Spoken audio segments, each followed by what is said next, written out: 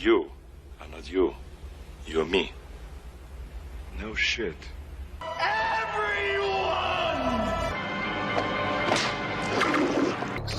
Hightailed it out of there.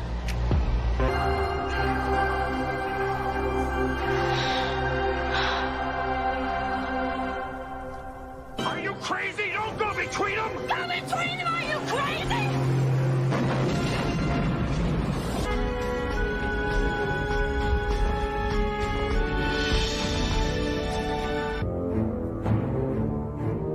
Welcome to my home.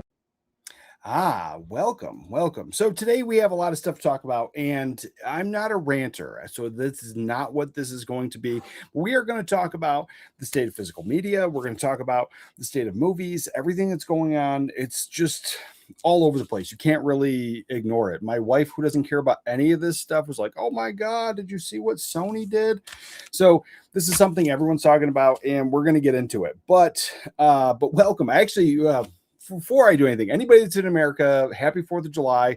I totally get it. I almost always forget to mention or celebrate holidays, but yeah, there's that. So I hope everybody has a great, safe weekend for sure. And before we even get into any of that stuff, yesterday was July 3rd. And so July 3rd, my tradition is to watch Return of the Living Dead. I absolutely love that movie. It's one of my all-time favorite zombie films, and I watch it every July 3rd. Once in a blue moon, if I miss it, I watch it on July 4th. But I have Return of the Living Dead 1, and I have Return of the Living Dead 3 because it was an old Vestron that came out years ago at Walmart. And I found it for like cheap. I don't have Return of the Living Dead 2, and I'm not sure if I've ever even seen it. So I do need to track that down because I actually really wanted to watch that today. I don't have it.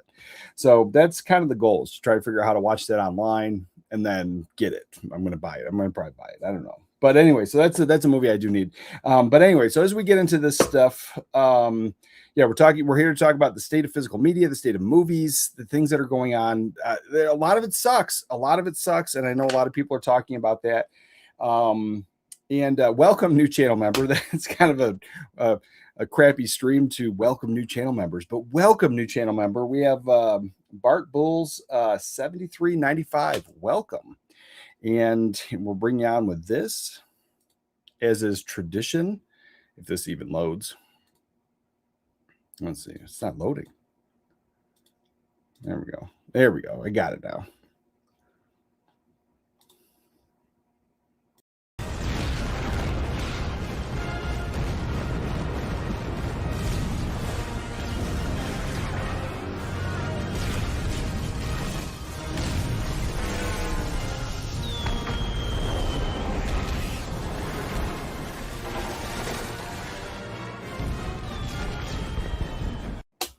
And what a great way to celebrate today is with the V for Vendetta clip. Absolutely love that. And it's just tradition here. New channel members always get that on a live stream. And speaking of channel members, so tomorrow night, 8 o'clock my time, Mountain Time, we're doing the YouTube channel member live stream. So we're doing that.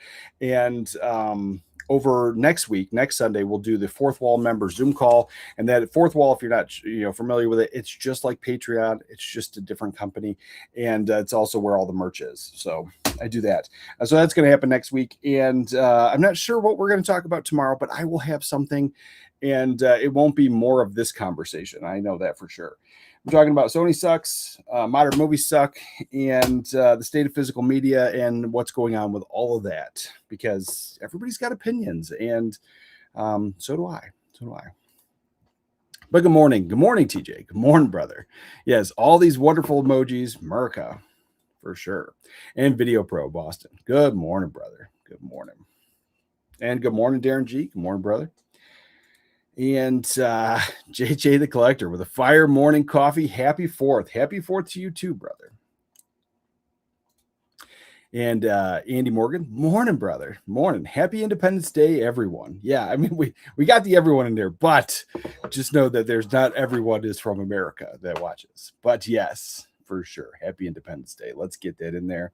I do like how you slipped it in. Bring me everyone. What do you mean, everyone?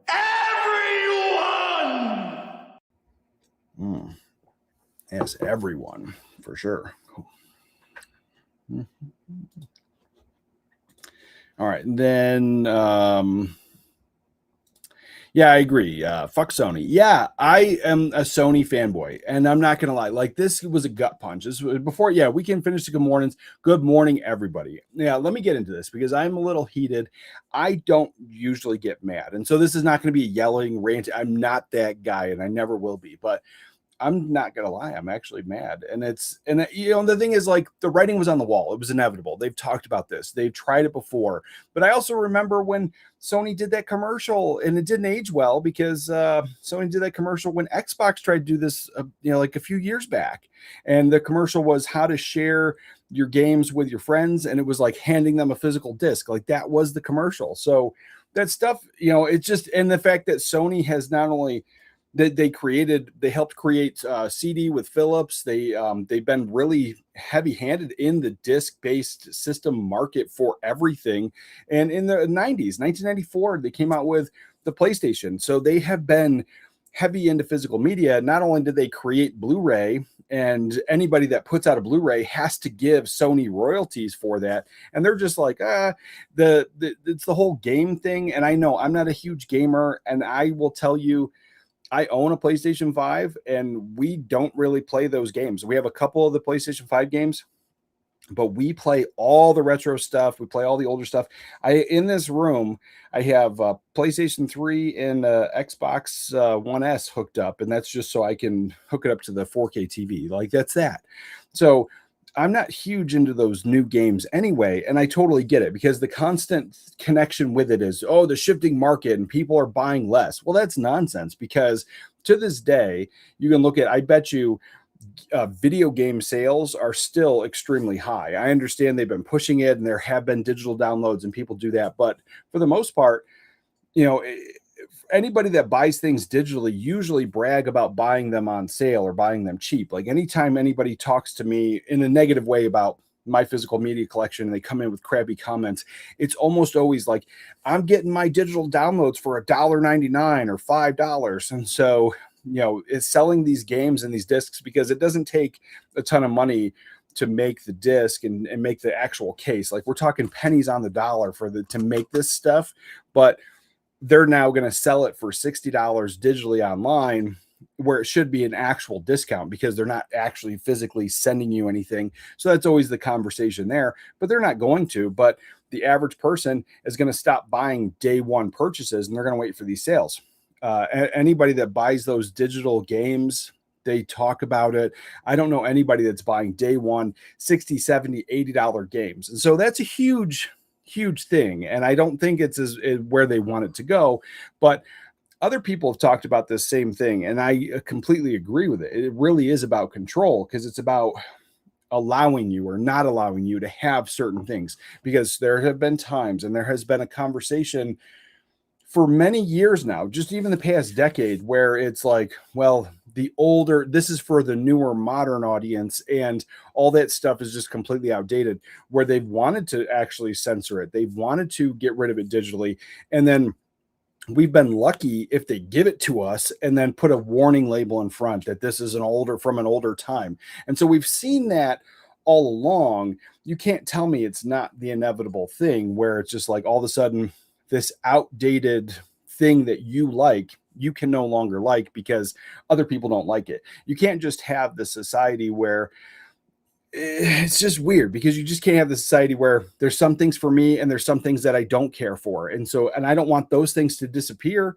Like, so it's just like, it's weird the amount of people that push that thing. And when everything's digital, it's harder to not just go, okay, well, this is what the modern audience wants. Well, no, that's and even the modern audience, like that whole framing, I think is BS, because if it was, then the stuff wouldn't flop, and then we wouldn't get blamed for not going to see it. My entire life, I've enjoyed movies, and I have gone to movie theaters for the movies that were worth it. I bought the movies that I've enjoyed. And then for the past decade, we have heard these movies aren't for you, or I don't want to hear your opinion on these movies, which means they're not for me. And then when they flop, it's my fault because I didn't go see it. Like, we've heard that. And so I'm not a political channel. I will never be a political channel, but you can't, you can't live in this society and not know that stuff has been said. And so like that's a crazy thing. Like I remember when they rebooted the Charlie's Angels movies, the original ones that they made, they were based off that TV show from the 60s or 70s, and it was cheesy. It was cheesecake. It was cute girls in skimpy outfits fighting, and it appealed to a lot of people, but a lot more men than women. And then they rebooted it and tried to make it all feminism. That whole kind of attitude was in that package, whether the movie was or wasn't.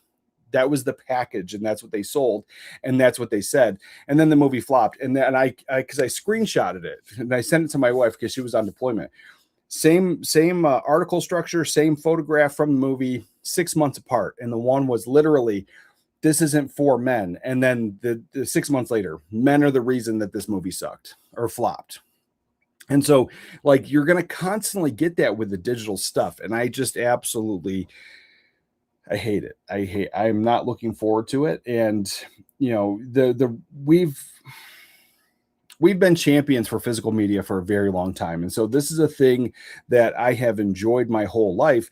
And the thing is, this stuff can still exist. And I'm not saying that it's not going to, and it's going to go away, but they're trying to make it go away. So I would say vote with your dollars. If you love it, buy it. I am gonna personally buy more day one stuff. I'm not gonna go crazy. I'm not gonna panic buy. I'm not going to, and I don't recommend anybody else does either, because I think that is nonsense. But when somebody goes away, somebody always steps up. And so if there is an actual market for this, because you look at the whole vinyl record thing, vinyl records went away completely. CDs took over, and then all of a sudden I was at a Best Buy and they were taking all the CDs away, and I was like, why is this going away? Like, it's just weird, because I was actually going to buy CDs, and then 2 weeks later it's filled with vinyl records. I had no idea that it was coming back, and it was booming. But when you look at the vinyl record sales, and vinyl records, I'm pretty sure all over the world in stores, not just here in America, but even if it's just here in America, Target, Best Buy, Walmart, filled with vinyl records. Those sales are nowhere near what the sales of DVDs are, not even just Blu-rays and 4Ks. DVD sales are still outperforming the vinyl records, but that section in every single store is either shrinking. Oh,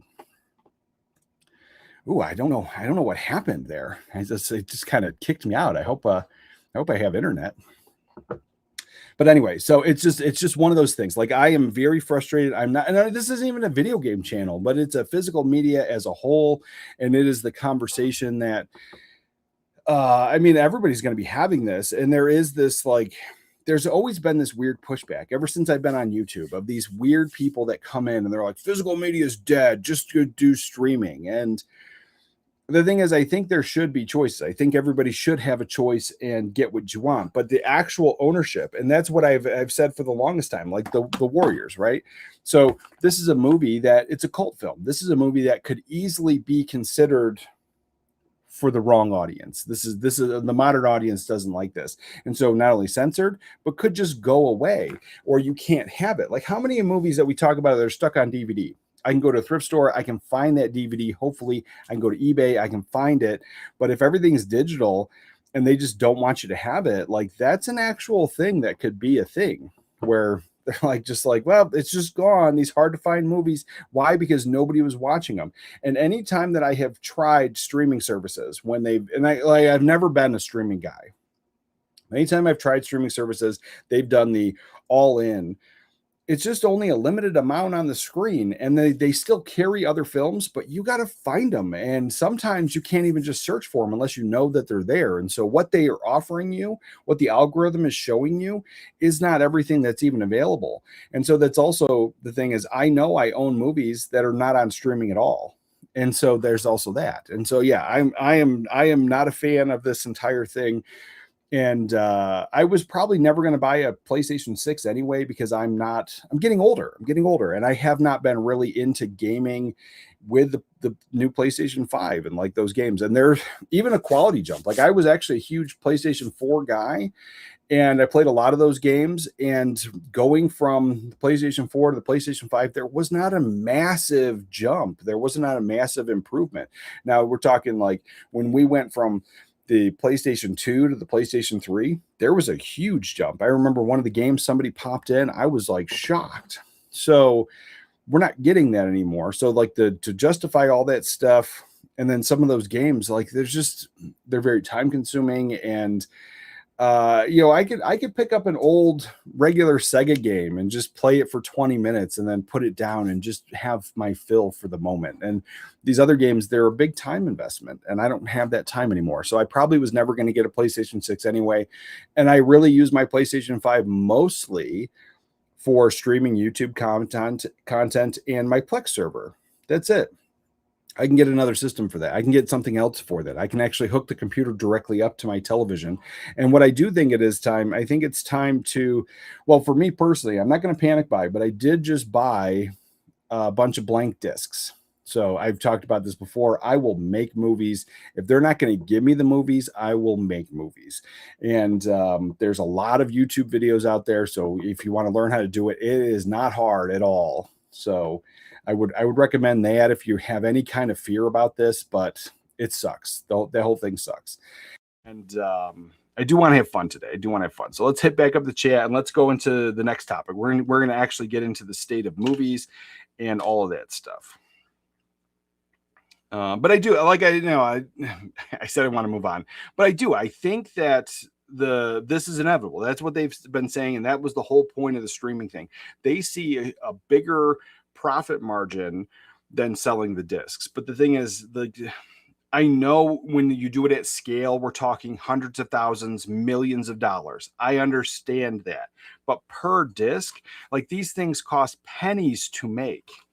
So that's one of those things. I get it at scale. And the thing is that if they don't sell everything, I understand it. But at the same time, it really is about control, and there should be choices. I've always said there should be choices. You shouldn't just be force-fed what they give you, because that is also a conversation that comes up sometimes. Like when I have general criticism, and I am not one to just come on here and complain about everything. And I know that today it feels different. I get told that I complain and just be happy with what we get. And that's the thing is, I will, if you're in something that you love, you have a hobby that you love, you shouldn't just take what they give you.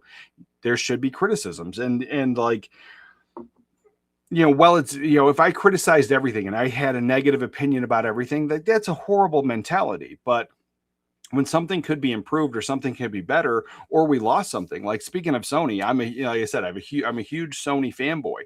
TVs, VCRs, players, like everything. Like I have more Sony products in my house than anything else. And one of my biggest frustrations, the new modern televisions have gotten away from some of the extra inputs, but they didn't. So composite video on new modern TVs is pretty much gone. But in my budget 4K TV that's sitting here and my 4K TV downstairs, the one downstairs is Sony, this is a Toshiba. They didn't get rid of the composite. You just have to buy a dongle, just like Apple does. And so there's a mini jack on both of these TVs it's an AV input. And so it's a $7 little dongle. It's nothing crazy, but they got rid of the input. And most people are spending $30 to $40 trying to hook up some older gear, buying these converter boxes to convert the composite signal to HDMI. And for $6, you can get the stupid little dongle that's actually designed for both TVs and plug in red, yellow, and white composite jacks. And so it's another thing. Like they're just getting rid of stuff, and it's they don't really explain it. Like when you actually go through and look at the menu or the manual, it doesn't explain it at all. I actually just figured it out by accident because I was just mad. But my cheap budget TV actually, when you switch through the inputs, it says HDMI 1, 2, 3, 4 and composite. And I'm like, well, there's no composite. And I look on the back, there's a mini jack, and on there it says AV input. But on my Sony, doesn't say AV, it says something. It says something multi something, but it's just a little jack. And there's also like trigger jacks, and there's like the updating thing, like the updating USB. And so I paid no mind. It's a like a little mini headphone jack size, like the 3.5 millimeter. So I'm like, why would I even think that I could buy a dongle to plug in my stuff? It's stupid. I hate it all. But anyway, yes, let's get back into the morning. Good morning, Rafi. Good morning. Good morning, Mr. 80s. Good morning, brother. Oh, and if you see behind me, so today I was going to talk about these. I got the Barnes & Noble bag there. So I did go to Barnes & Noble. So yesterday my wife had the day off, and which was crazy. And then she surprised me with movie hunting day. I got to do that. And it's because she didn't want to do anything today.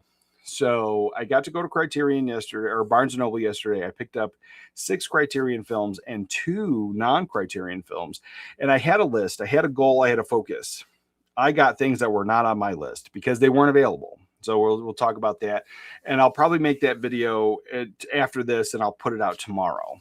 But then I also went to a store, and so the store is called something else, Other Places. Here it's called Entertain Mart, and it's a chain store, and it just has a lot of physical media and a lot of used stuff, books and records and all kinds of stuff. They have a little tiny video game section, but they had a huge sale. It was buy 2 get 1 free on all the used stuff, Blu-rays, 4Ks, even VHS. Oh, and I meant to bring it up here. I found a Holy Grail that was just a really cool thing to find out in the wild. And the cool thing was, it wasn't like the greatest movie ever, because the Holy Grail, it was the Blockbuster VHS clamshell, like the actual original one with the paper still in it and everything, for $1.99. And it was the movie's not the greatest movie ever. But it's a one I enjoyed, and I literally just picked it up. I used to have it on DVD back in. I don't know why the internet keeps kicking me out today, which is crazy. It hasn't done this in a very long time, because like it shows my internet's pretty stable. But anyway, so yeah, I haven't done that. So in a very long time, I just recently picked up that movie on Blu-ray, and then I found it in the wild. And so the movie is At First Sight with Val Kilmer. And I like the movie, but it's like I said, it would be a cooler thing if it was like in my top 5 or my favorite ones. These are things I never find on the internet. And the ones I have been finding on eBay, somebody's printing them off, and so they're blank. They don't have the actual store location, the title of the movie printed on there, none of that stuff.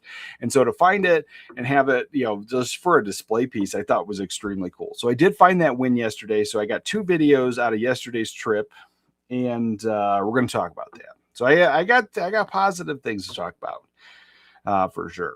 But let's get back into this chat.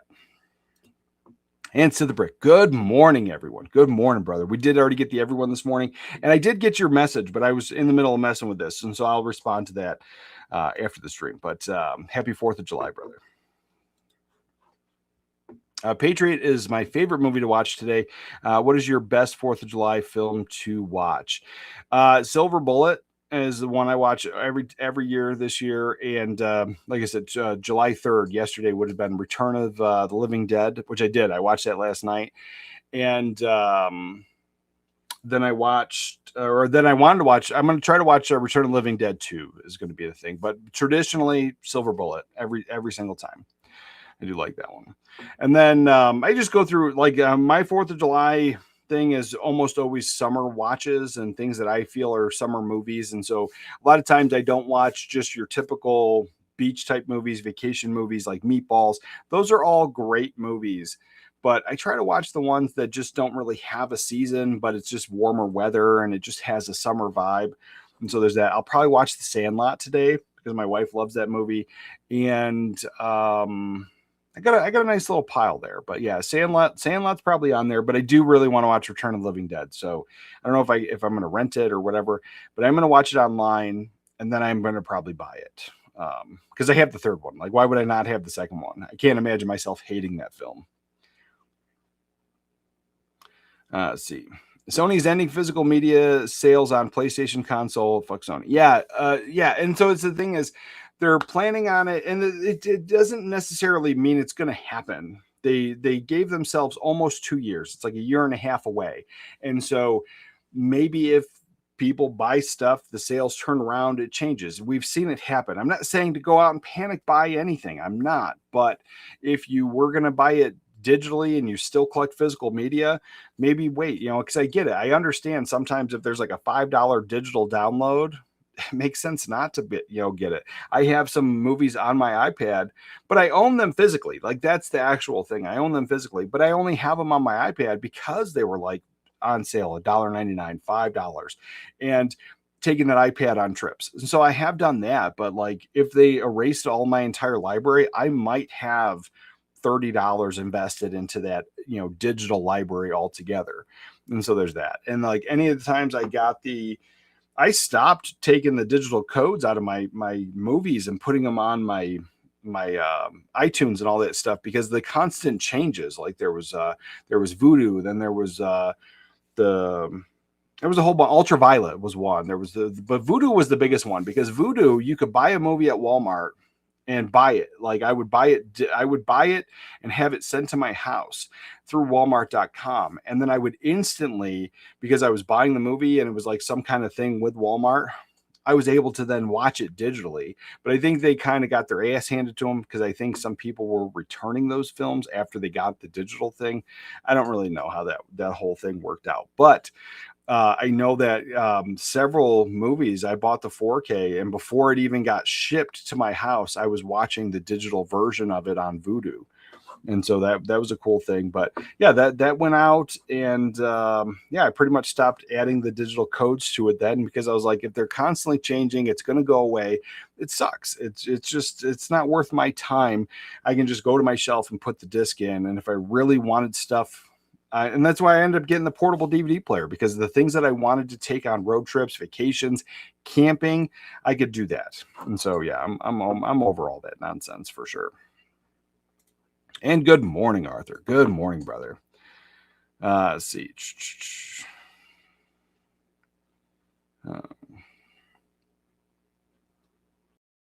Let's see. Best part of that scene, it was originally an outtake, unplanned moment. What one? I missed something, I think. And good morning, Jay Canada. Hey, y'all. Good morning, 80s. I have to ask. Listen, do you just smell something? Nice.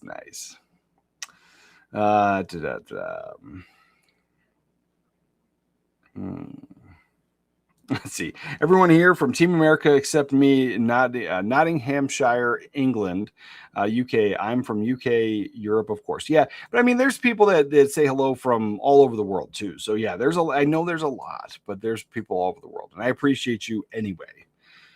Yeah,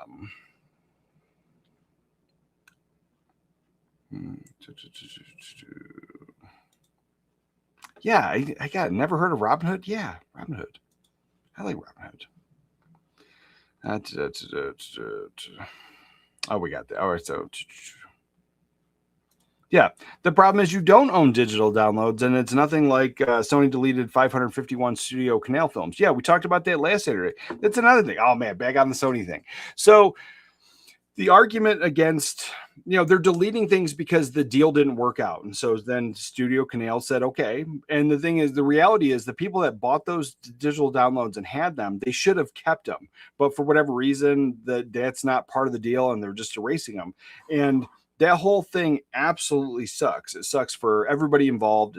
Well, not everybody involved. Sucks for the people that bought that stuff thinking that they had it and they owned it and they could just watch it whenever. And that is also a comment that has come up several times throughout my videos over the past 4 years is everything that they have bought, they've been able to get. It's always there. It's not. And that's the thing. We kind of knew that. And then, the week after, we're just going to stop selling physical games, physical discs.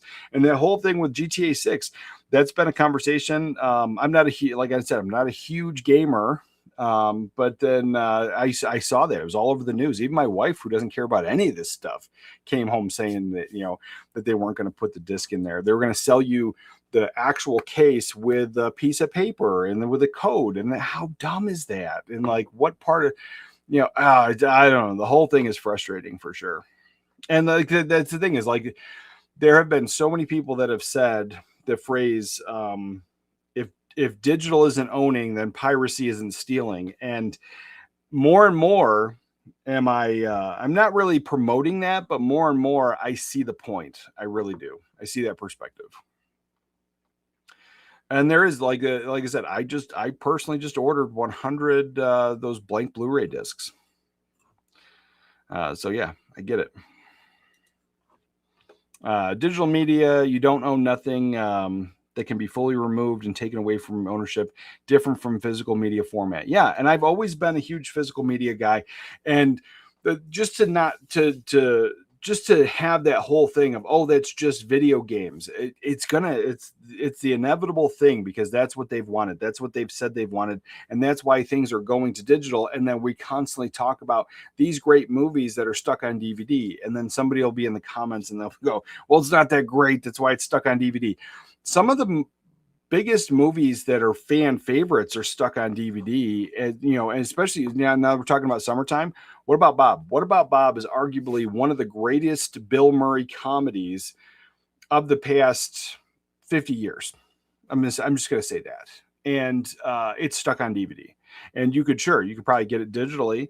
That's a thing. But if you don't do the digital formats, or you don't buy things digitally because you don't own it, then that's the best option you have, is through the DVD. And that's just the thing. There's tons of great movies. Is there a ton of schlock stuck on older formats? Yeah. But the thing is, I've always said movies aren't made for everybody, but there is a movie for you. So what you think is schlock, I think is great, and vice versa. And that's the thing. There's a ton of films that people people go gaga over Donnie Darko. I've never liked it. I've watched it a handful of times. I've tried to give it a chance. People just keep telling me I don't understand. I do understand tons of films. That film, it doesn't jive with me. I don't connect with it. I don't care. And it's totally fine. If you like it, like it. And that's the greatest thing about this whole entire hobby, is it's just there's movies for everybody. And so I've been frustrated about this whole thing for a very long time. But here we go. Here's some positive stuff. Fallout 4. Good morning, brother. Fallout 4 says, finally got my first Umbrella order. Nice. Universal Horror Monsters and Curiosities, 1923 to 1960. That's a big set. I still got to put my Umbrella order in. But yes, that's a massive set. Blu-ray Collector's Edition. Just finished The Bride of Frankenstein, 1935 today. Pretty good. Oh, I love The Bride of Frankenstein. It's one of my favorites. I'm glad you enjoyed that for sure. Let's see. What do we got? And Violent Neon. Nice, brother. Let's see. I just got a recommendation of yours. Spanish Judges the other night. Awesome. Great fun film. Seeing Lillard as a great con man and D'Onofrio losing his cool, worth every penny. Thanks again, 80s. Oh, I'm glad you enjoyed that, brother. Like, I totally get that one. So it's an obscure, because it's also hard to find. Like, I remember I found it in the early 2000s and I rented that on a whim, just to cast alone. Matthew Lillard, Vince D'Onofrio. The cover looked cool. I'd never heard of it. I rented it, and then I never saw it again. I never saw it in stores. I absolutely loved it. I talked about it for years. And then it was around 2016 time, I started going back to DVDs, and that's when I found it online. And at the time when I found it online, it was like the only copy on eBay, and I snagged it up. And it wasn't crazy expensive. Like, I felt it was crazy expensive because I can go to Walmart at the time and get DVDs for $5. So I think I might have paid like in the $20 range for it. But yeah, I love that movie, and I'm glad you were able to find a copy for sure. Let's see. I wish after 4K Blu-ray and possible disc could be 8K Blu-ray Ultra HD could next replacing the 4K. I don't think so, man. But looks like utopia. Yeah, the thing is, like, any of the benefits you could get out of an 8K disc, it's hard to see, because even right now, if you take a really good Blu-ray that's been remastered in 4K or higher, and then you compare it to that 4K, The only time you usually see any kind of difference, and it's a subtle difference, is with your HDR, your Dolby Vision, that type of stuff. Very rarely can you actually tell. If you turn your Dolby Vision HDR off and you're comparing that Blu-ray to the 4K, we're talking such a very subtle difference that it isn't justifiable for a lot of people to upgrade to $30, $40 and spend extra money on it. So you would get basically the same out of those 8Ks. Sure, will there be some impressive 8K discs? I'm sure there would be. And with a proper 8K system, a projector, whatever you got going on, you could have some absolutely impressive discs. But you go back to that whole PlayStation 4, PlayStation 5 thing. The jump in quality is not worth the investment for most people. And so, while I think there's a possibility of some amazing, mind-blowing imagery, I don't see it actually be coming to fruition.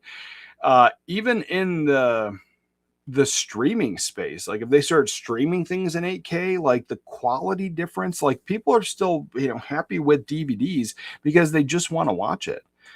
That's the actual thing. So, and as I did an experiment, and I'm not going to go into the whole details because I have a whole video on it. I did an experiment, but it is actually today. My wife was watching the old CRT television, the old 27-inch Sony CRT, and we have in the next room over, we have the big giant 4K OLED. She tried to watch what was it? Replacements with Keanu Reeves. So she tried to watch Replacements. She put the tape in, and it was just dark. It was very dark. And so I said, either the heads need to be cleaned, or the tape just might be getting old. And so she was like, well, it's really dark. I can't watch anymore. And I said, well, we have the Blu-ray. And she responded with, but I'm here. Like I'm here and we're talking one room over, like no effort, zero effort. And she goes, well, I'm here. And I ended up going to get the tape cleaner, cleaning the heads, beautiful picture. And she's down there happy as a clam watching the movie that she wanted to watch. And so it's some people just want to watch the movie, and it really doesn't matter quality. Obviously what you're watching it on should look good, but going from a VHS to a Blu-ray on a nice big high definition projection screen with the surround sound, she chose to wait for me to go get a tape cleaner to then clean the heads, because I didn't have time to take it apart and manually clean it. And it instantly fixed, and it made her happy. So yeah, that's an actual thing. So I don't think, even if all the consumers in the world were all about, all right, we got to get 8K, I still don't see us getting something that's worth the jump in quality. Yeah, it's crap. Dark Cloud, morning, brother. It's crap that Sony's doing it, but it's irrelevant to me. I haven't cared about video games, but that's the point. Is it's not just about. I'm not here to talk about video games. I get it, but it's about physical media as a whole, and Sony has the biggest control because all Blu-ray discs are licensed. So Sony owns the Blu-ray patent. And so if you want to put out a Blu-ray disc, you have to pay them a license fee. You can't just put out Blu-ray discs. Like that's a thing. So if they're going to scrap the game discs, what is stopping them from scrapping just the licensing for the discs? Like that's a constant conversation. And I don't know what hand they might have in 4K, because 4K is still technically a Blu-ray. Every single 4K you get, it says 4K Blu-ray. The laser lens in there is the same blue lens, or same blue laser. So they might still get the licensing for every single 4K as well. I'm not sure about that one, but that's the thing. So I'm not here to talk about video games. I'm here to talk about the whole as physical media collector and the inevitability of movies being next.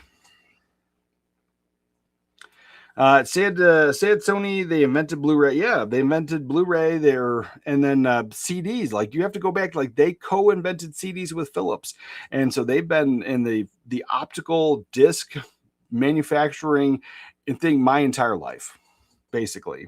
Yeah. Yeah, they get 100%. That's what I was saying. They get royalties for every single Blu-ray sold, and so that's a thing. And it sucks. The whole thing sucks. But yes, good morning, Brent Madison. Got my set a few days ago of Universal Horror Monsters and Curiosities. Nice. Oh, did I already just read that one? Oh, no, this is a different one. Love it. Watched about 5 out of the 45 so far. I still have to get I still have to put my order in, but I did. I went to Barnes & Noble. I spent some money there, and I wanted to buy something real big this month. And so that was the thing. And so I could, if I don't buy anything else, like the rest of the month, if I don't buy anything else, I could go big with this thing. And there's that. But if I splurge and I get the umbrella stuff, then I just have to push this off again. So it's one of those things. Like, it's just, I could wait. I think I could wait. But I want it. Like, that's the thing. I love those Universal monsters. I actually just found Creature from the Black Lagoon is probably one of my all-time favorite Universal monsters. And I just found one of the sequels. I don't remember what sequel it is on VHS tape for the Creature. And I'm super excited because I've never seen that one. And so I'm looking forward to it. And more than likely it's in that set that you're talking about. So I was like, I'd have to look, but oh man, I'm just like, I kind of want it though. I get it. I'm glad you have it. I'm glad you've enjoyed those movies so far. God, I still remember how to decode those Blockbuster barcodes. Yeah, see, I never worked at Blockbuster. I worked at Video to Roll, which was like this mom and pop thing. And the thing is, I thought it was a whole chain franchise because we had one, and it was in Washington Mills, New York. That was the place. It was this little small town. And then in Rome, New York, there was another one. And so there was 2 within my driving distance, and I understood there was 2. So I literally thought it was a chain franchise all across America. No, it's only these 2. And then if you go to like search it, it comes up with, there's one image online of the sign with the phone number, and like that's it. Because you have to go back to a time way before social media. People didn't think to archive this stuff. People didn't take photos of everything. Google Maps wasn't a thing. So this stuff, because like it went out of business. Well, I worked at it. It went out of business late 90s, early 2000s.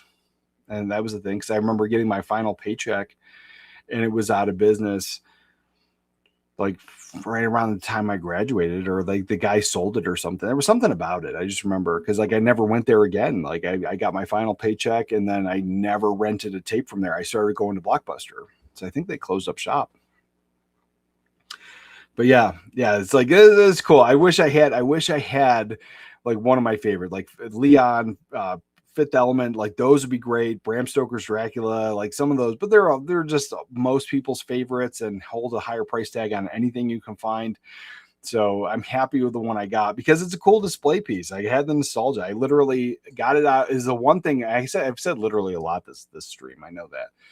But I got it out of my bag when we got in the car, and I set it in the console, like the center console, like as we were driving home, because like that's what you did. Like when I got the tapes, and I would just set it in between my lap and the seat, and I don't know. There's something about the nostalgia was great for me yesterday with that, for sure.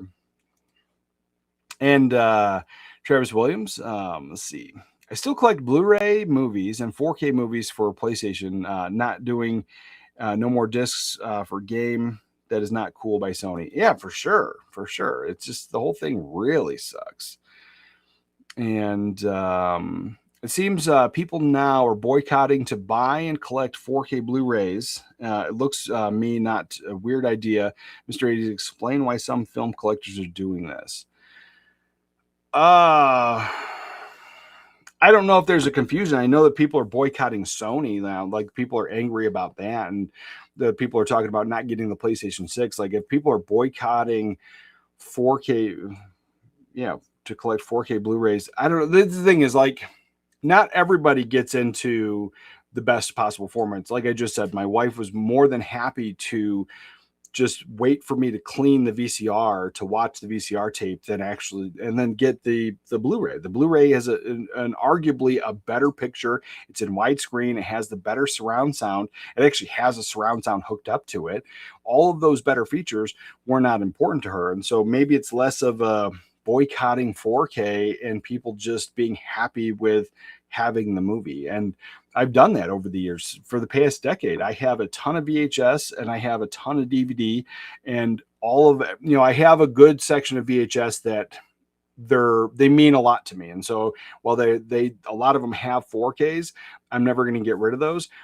Like 99% of my DVD collection stuck on DVD, and that's the only way I can watch them. And some of them, yes, they're streaming, but there's a lot of them on that shelf that you can't find. And I think that's the greatest thing about it. And so that might be a thing too. So I'm not 100% sure. I'd have to look more into that and get back to you, brother. And see, we have a new member. Let's see. Oh, Rachel Tyrell just upgraded their membership. Well, that is super awesome. And we have to do something else, but I appreciate that as well. And access to you gain access to the member only videos now. So that's awesome. So enjoy those. And any feedback is always welcome for sure.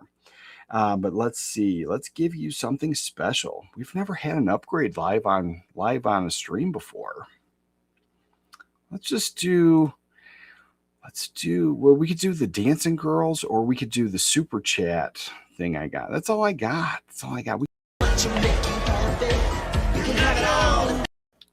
I didn't know if you wanted the dancing girls, but anyway. But thank you. Appreciate that. Let's get back to the chat. Where's the chat? Oh, there's the chat. Okay. Let's see.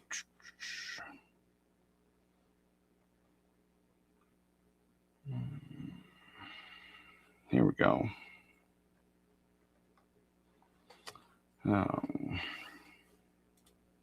Let's see. Has or does anyone use StreamFab? If so, are you satisfied with the service? No, I don't know what StreamFab is. I don't know. Aren't we physical movie collecting community? Gaming is boring, man. I'm not here to talk about gaming. It's talking about the state of physical media. Sony has control over Blu-rays. And so whether you are going to actually get a Blu-ray is really under Sony's control. In order for me to license this out, and in order for them to put this out on Blu-ray, they have to get the license from Sony. If they get rid of discs and they stop producing game discs, which is still a Blu-ray, then this is inevitable. That's the whole conversation. I'm not here to talk about gaming. I'm talking about the state of physical media. That's it.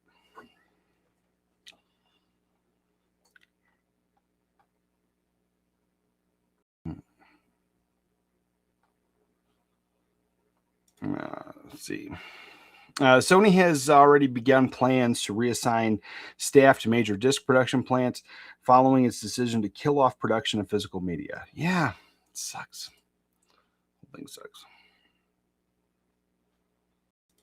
Let's see. And Sunset Strippers don't care anymore. Sony took me out of the game a while ago with their Steelbook only option. Yeah, that's been a huge thing too. And like, that's the thing. Like, they not only are doing their movies, they also have that whole licensing deal with Disney. And so you have the licensing deal with Disney, put out their physical media.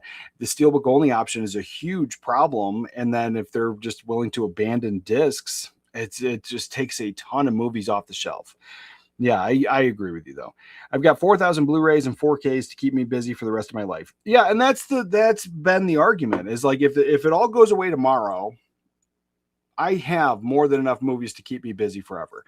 There's a ton of movies, DVDs, VHS. There's tons of movies available that I don't have in my collection that I can find. I can go to the store. I just went to a store in the mall that is just ridiculous, wall-to-wall movies and shelves and DVDs and things that tons I've never seen before. And so that stuff is available, that stuff is around, and it's not the biggest thing to stop putting these movies out. But for me, it was always about preservation.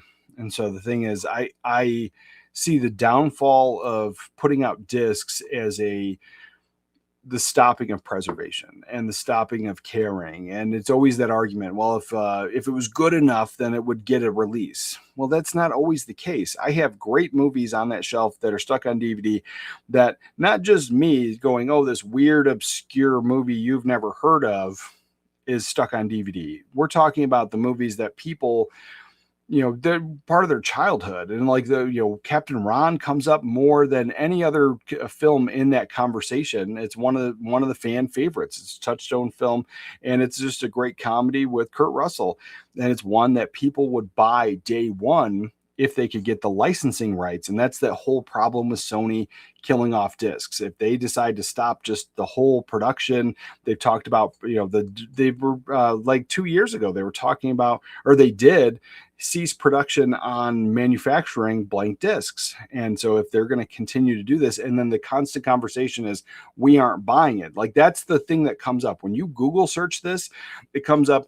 There's a shift in the community of people aren't buying this stuff. And I understand people aren't buying this stuff like they used to, but they're saying that now basically nobody's buying it at all. Everyone's just downloading digital. So it's inevitable.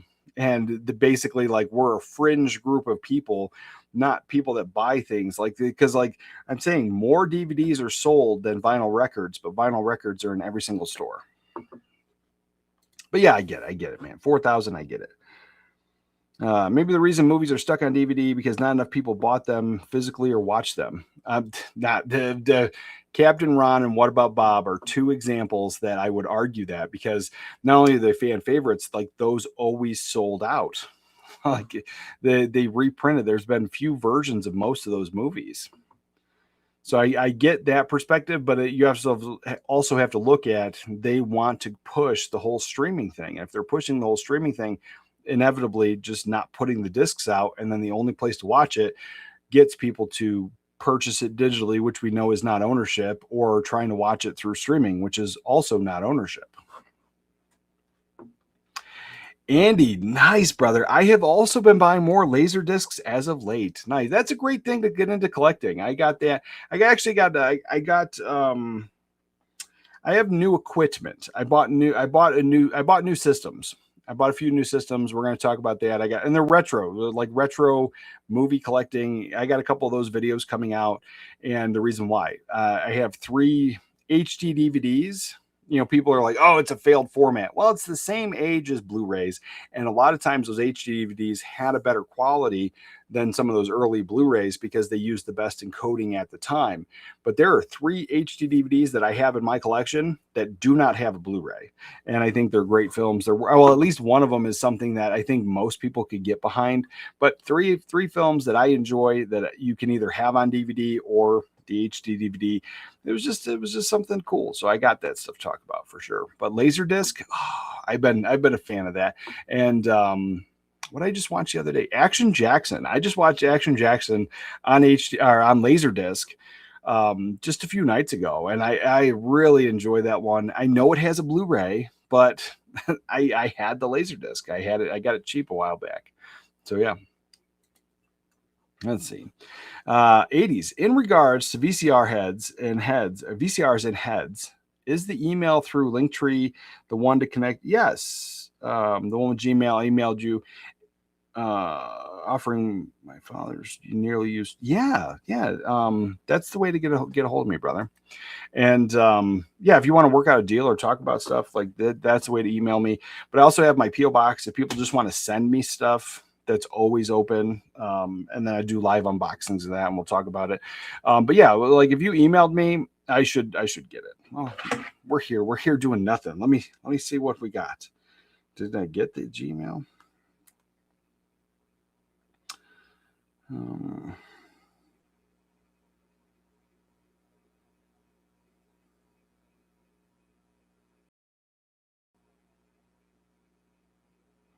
I did not. It should be the same one.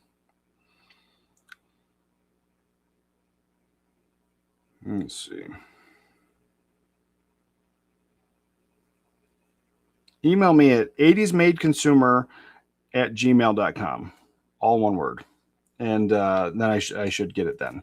But I'll check all my folder. I'll check the spam. I'll check all this stuff. Because the last thing I got, somebody was affiliate link stuff. And I was like, I don't think I'm going to do the affiliate stuff. Let's see. Yes, that's true. There is no US-based disc printing plants left. Yeah, there was stuff in Mexico. I think that was pretty much it. But the thing is, I think somebody was saying the plants still exist, like they're shut down, like completely shut down, but the buildings and stuff, like they haven't been repurposed, and so they could come back.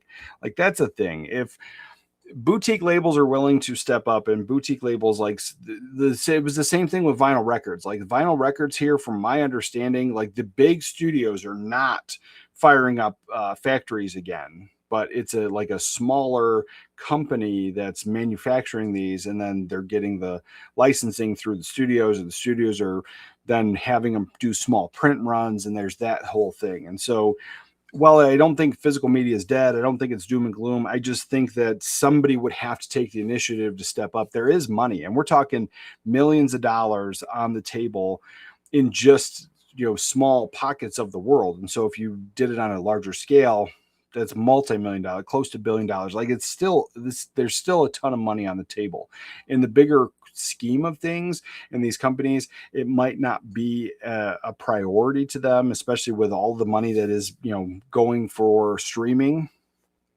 I still see it being a very viable thing, and somebody could potentially pick up that slack and start printing discs again. They did it with vinyl records, and they said that was impossible. They did it. Let's see. I went crazy the other day on Orbit, and I bought the imprint big box release of the original Dune. It's going to look great next to my Kill Bill imprint box set. Oh man, I've been looking for the Kill Bill VHS sets, and online they're kind of expensive. And then yesterday I found one in the wild. They wanted $30, and there was the video rental or the grocery store rental stickers were all over the cover. And so it's a crappy box. I mean, the box was in pretty good shape, but with all those stickers stuck all over it, just kind of sucked. And then a $30 giant yellow sticker from the store, all that stuff sucks. And then $30 for an old VHS tape. I mean, man, it's crazy. And then I also found the regular Blu-rays, because I don't have them in my collection anymore, because I was going to get that 4K, the big 4K box set. I haven't done it yet because I'm debating whether I want to get this thing or not. That's part of it. So I'm trying to save some of my money. But I was at the used store yesterday, and you figured like those movies would be like under $5, under $10. Nope. $25 for Kill Bill 1 and 2 on regular standard Blu-ray. Like that's nuts, especially when the 4K is out. Like, and then the used price is crazy. I know people like the film, but man, I don't think it's worth that much money for sure. Let's see. My Anglo-Canadian friend, I love the way that's phrased, in southern region from Ontario province, Canada, informed me about some Canadian bilingual Blu-ray discs made and imported from Mexico manufacturing plant. Oh, cool. And let's see. Blue Corner. We're talking to Blue Corner. Okay, gotcha. And we have a new channel member. Dark Cloud just became a channel member. Welcome, Dark Cloud. Let's get you the new channel member. Play that.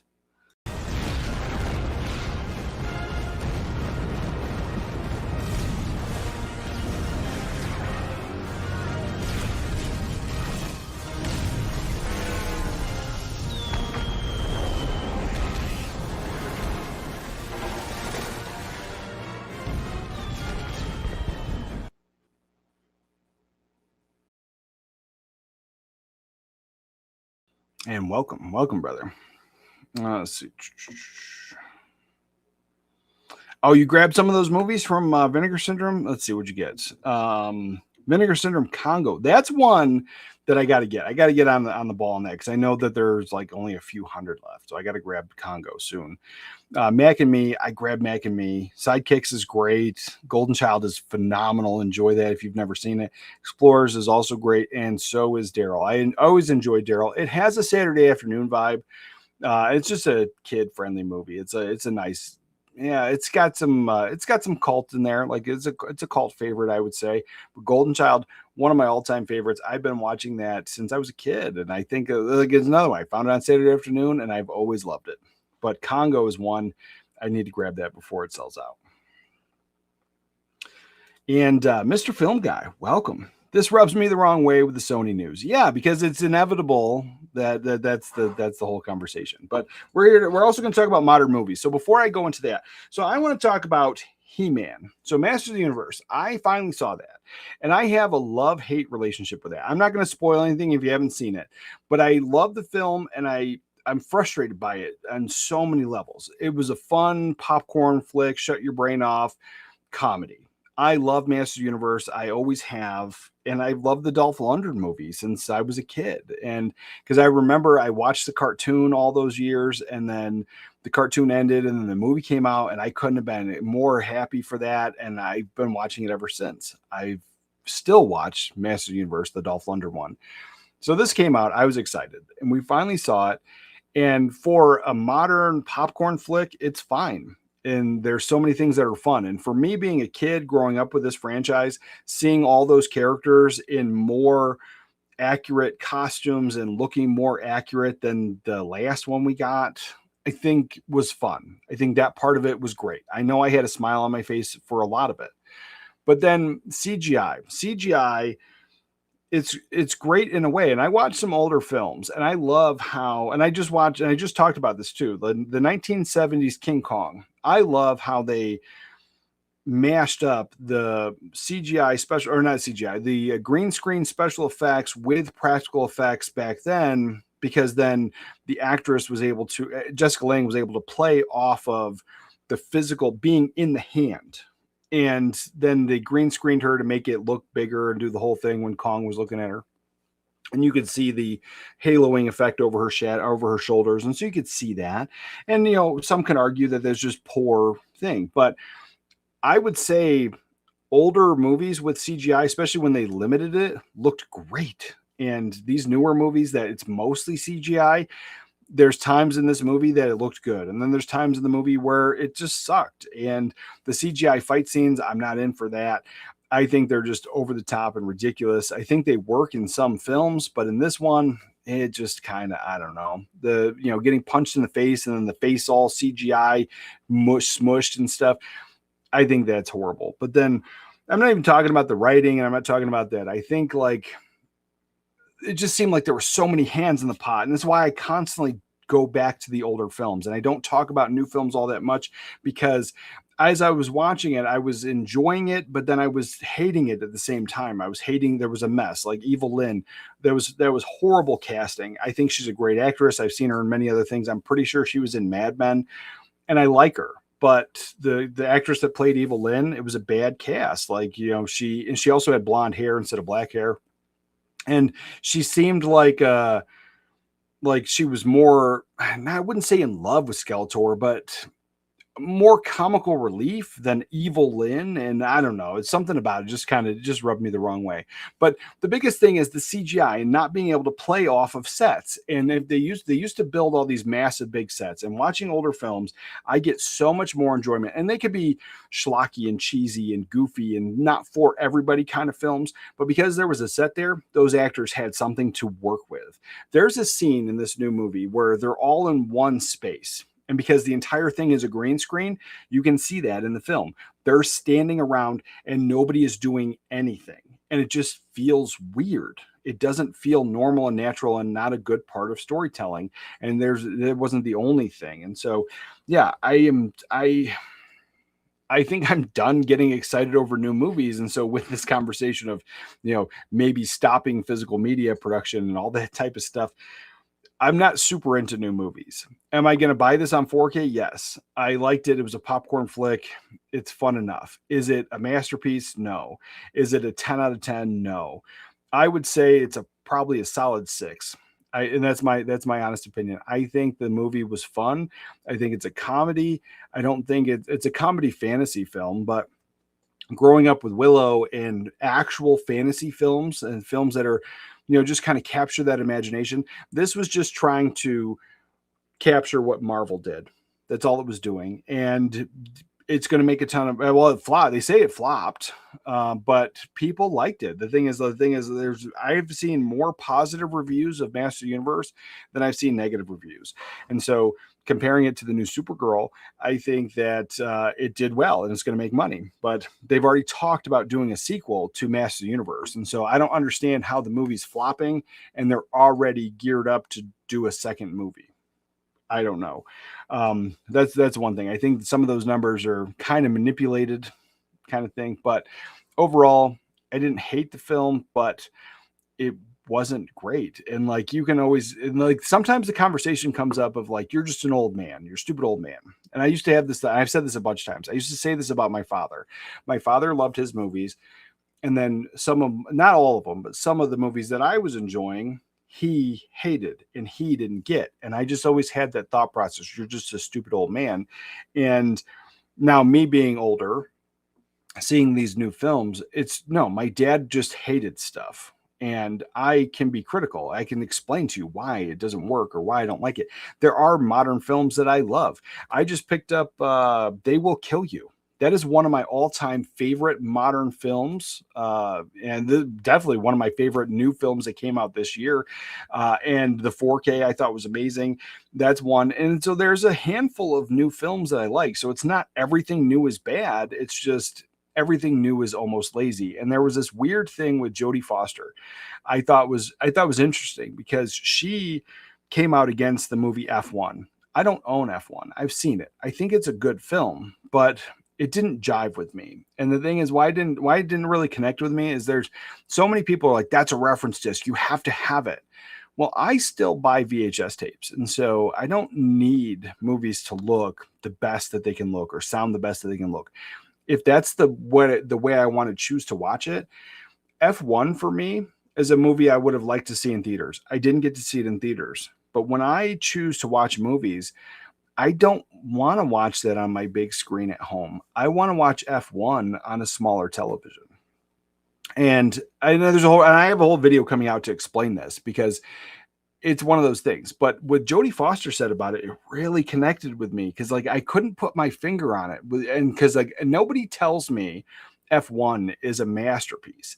People tell, and maybe people have that opinion. So I'm not saying that opinion doesn't exist. But what I'm saying is what people tell me about F1 is you have to have it because it is a reference disc. It is the best looking 4K in the world. And that's fine if that's the goal. If the goal is to just show off your system and display it. But my goal with movies is entertainment, and I want to enjoy them. And I've always said I don't really think there's a such thing as a bad movie, and there's a little nuance there. So don't try to kill me in the comments. But if the movie's job is to entertain you, and if you are entertained, then the movie can't be bad. And so there's movies that people don't like, and I've always had that kind of thing. So I understand the whole argument of so bad they're good, or this movie sucked, so it's bad. Like I get those concepts, but the thing is, I've always understood that not every movies aren't made for everybody, but there's a movie for you. So realistically, there can't be a bad movie if it entertained somebody. And with that, so I understand F1 for that point. But what she said was, F1 is basically AI. Not that she's not saying that the movie was made by AI or was written by AI, but it was basically static. It just, the way it was written is the way they spoke the dialogue. The way it looked on screen is the way it was written to look on screen. And so it's no different than AI. It's a static movie. It is a Hollywood dream. It's checked all the right boxes and put out a movie that makes a ton of money. But she said it's not how actors think. It's not how actors ad-lib and change things and make scenes better. And that was so true because some of the greatest actors of all time, the ones that get praised all the time, are the ones that go off script. They're the ones that make the things better. And that's an art form. And that's the thing that's getting lost with a lot of these new movies. And that was why I wanted to bring up Master of the Universe.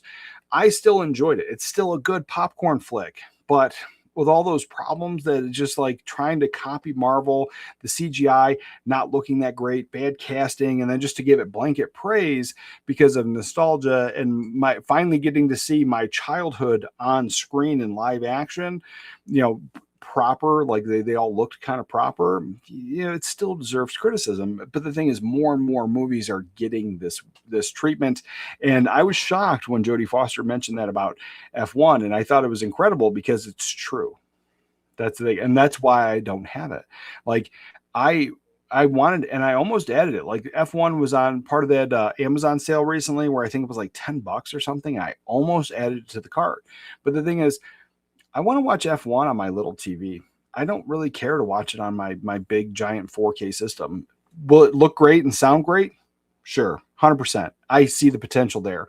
But my investment in that movie is not sitting down for 2 hours again, because I already watched it once, and then just laser focused on it. My enjoyment of that movie is popping it on and just, having a lazy Saturday afternoon. That's where I'm at with that. Let's see.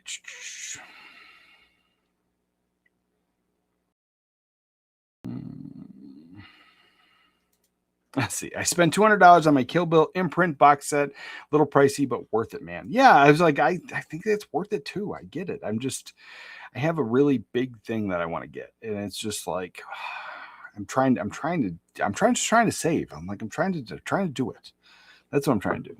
But I get it. I agree with you. And Jesse James, good afternoon, brother. Hope the stream has been going good today. I think it has. I mean, I've been kind of on a tirade, and I don't do those. I don't do those types of things where everything's bad. I try not to, but that's where I'm at today. Let's see.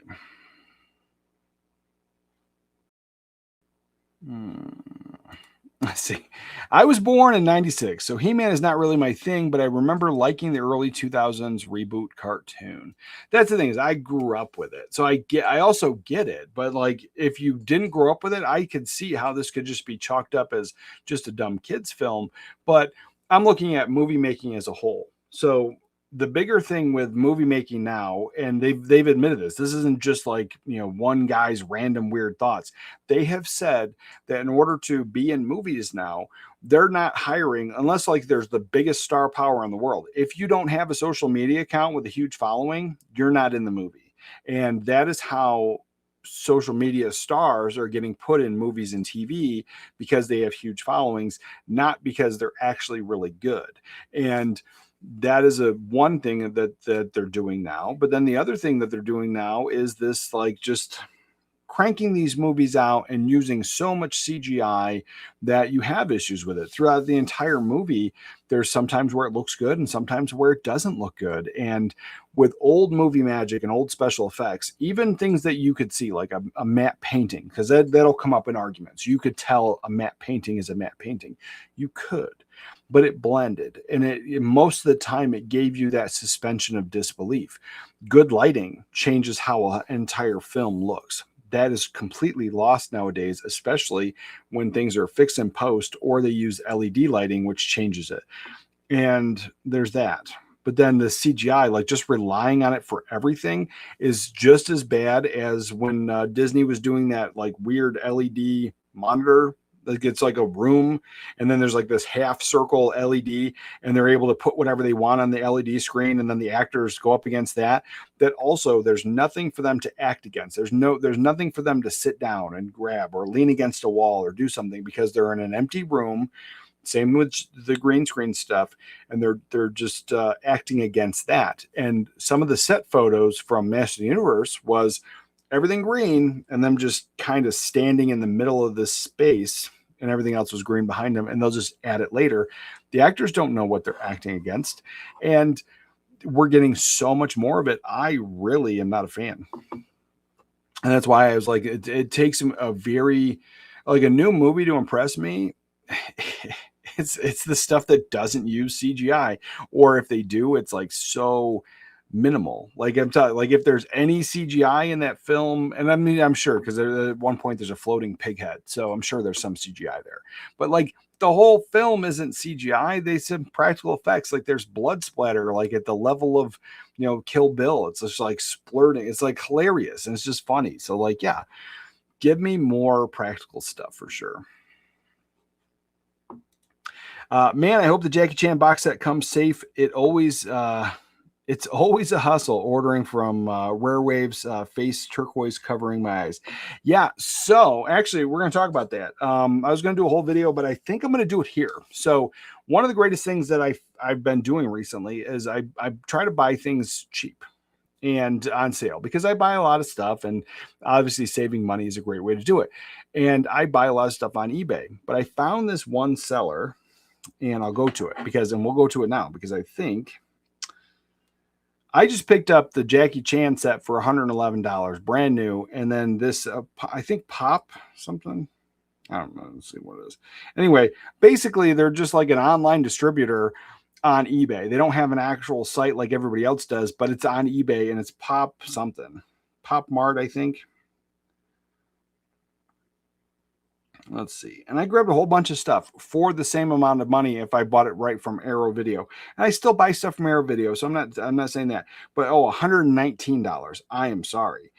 So $119 for the Jackie Chan set. And right now it's so with tax and shipping. So right now, and it's Pop Market on eBay, and I spent the same amount if I was going to get it from Arrow Video. So it was $190 on Arrow Video plus shipping shipping and tax and all that stuff brought it up. I spent that same money over here on Pop Market, and I'm getting everything brand new and a bunch of movies. And so let me just bring this down a little bit so you can see it. But yeah, if you're looking for grabbing the set, this is the cheapest I've been able to find it for. $111 on sale right now, Pop Market. And I've ordered several things through them. So it's not my first time, but it's my first big order. So we'll see how that works out. And they broke it up into 2 orders. So that's how they broke it up. But yeah, Pop Market is something I have gotten in this year alone. I think I've gotten 6 or 7 different single edition items from Pop Market just to see how they were doing. That came up because TJ said you can get it for $140 on Amazon yesterday or the day before or whatever, whenever he texted me a few days ago. And I found it on eBay, $111 with shipping and tax, $119. Totally worth it for sure. But yeah, I'm excited about that. And that's another thing too. Like I talked about before, the standards, like between Dolby Vision, HDR, HDR10, if you're getting into physical media, and then the different players and different sets, people have been reporting that Rumble in the Bronx from that set. If you have a Panasonic player, like you can find them on Twitter, somebody recorded it and posted it. And so the whole scene, like the whole thing plays up. And as soon as he turns the Dolby Vision off on his Panasonic player, it looks beautiful. And so it's just like, yeah, man, this stuff, like, it's hard to argue that we need it when they're not giving us the standards. And the best possible standard is Blu-ray, and a really good Blu-ray with a 4K scan or an 8K scan, any of those better, encoding with a new scan. Blu-rays are hard to justify if you already have it when a 4K comes up in that, at that $40 or $50 price tag, something like this. But I am stoked. I'm stoked about the Jackie Chan set for sure. Masters did flop at the box office, but Amazon doesn't care and expects it to take off on streaming, and decided at least to give it one sequel and going from there. See, and that mentality, I guess, makes sense, because like there is that whole streaming market. There are people that just don't care. They're not into owning movies. They're not into going to the theaters. They just want to watch it. And that's fine. That's totally fine. I get it. It's just not for me. It's never been for me, because I want to revisit my movies when I want to revisit my movies, and not when they're available, and then having to pay for it all the time. And it's like, in order to do streaming, you have to pay about $60 a month for internet. And what if I don't want internet? Like, I know I got it. So I'd be like, I get that's a kind of a hard argument to make, but what if I don't want it? Because before I jumped on YouTube, I wanted to get rid of it all. I didn't use it for anything other than paying my bills. And so I thought it was stupid. And I didn't do the streaming services. So again, paying $60 a month just so I can pay my bills online, I thought was dumb. And so I wanted to get rid of it. And at the same time, I wanted to get rid of my phone. So it just happened that I kept all of it because I turned on this camera and I started doing YouTube. That was it. And so I've always had that thought process, like, in order to just to enjoy your movie, because everyone's like, oh, your movie costs $20 or $30. This only cost me $7. Well, I think it's like up to like 15 now for streaming. And that's just one company. If you want to have multiple things so you can get multiple movies that you like and be able to watch, or TV shows that you're following, you're now way over cable prices if you try to get all that stuff on top of the $60 a month. And I think that's about average. So there's probably a little bit cheaper, but there are people that have $100 a month cable or internet bills. So that's on top of the streaming. Yeah, I would rather, because I don't have to buy a movie. I don't have to buy a new movie. I have almost 4,000 movies. I have more than enough movies to keep me busy for a very long time. And when I do, if I ever had to stop buying new movies, I can take that $20 a month and just get, movies at thrift stores and be very happy with that for sure. So the sequel thing, I get it. I'm glad. I guess I'm glad. Yeah, that's the thing. Speaking, Motu and the OG cartoon series are coming to Blu-ray in August. Nice. Yeah, I already got Masters on pre-order. Like I said, I like it. I don't think it's the people were like, oh my God, I love it, or oh my God, I hate it. I think it's fine. I think it's in the middle. Like there's definitely problems.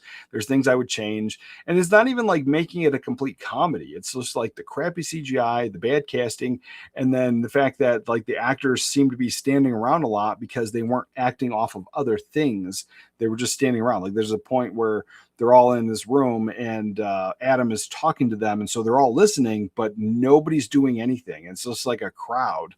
And it's just weird. And you've never had that in storytelling ever until now.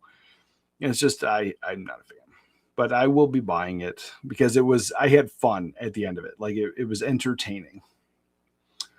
So a second one, I'm stoked for a second one. 2002 He-Man is also coming to Blu-ray. Sadly, Steelbook only though. Yeah, I'm not a fan. Not a fan of Steelbook only. But maybe I will be to kind of promote buying physical media. I don't know, man. I don't want to panic buy, but like maybe I will. I just don't like the Steelbook thing. Maybe I'll just put them in regular cases, I guess. Hopefully a normal case version comes at some point too. That would be the best thing for sure. F1 is my favorite movie from last year, but I don't own it yet. Wow, that's weird. That's something to say. I thought you were going to tell me to shut my mouth. Let's see. Like for example, in the Criterion Kubrick set, it's like $903 in Canada on Amazon. I'd rather get their Blu-ray separate.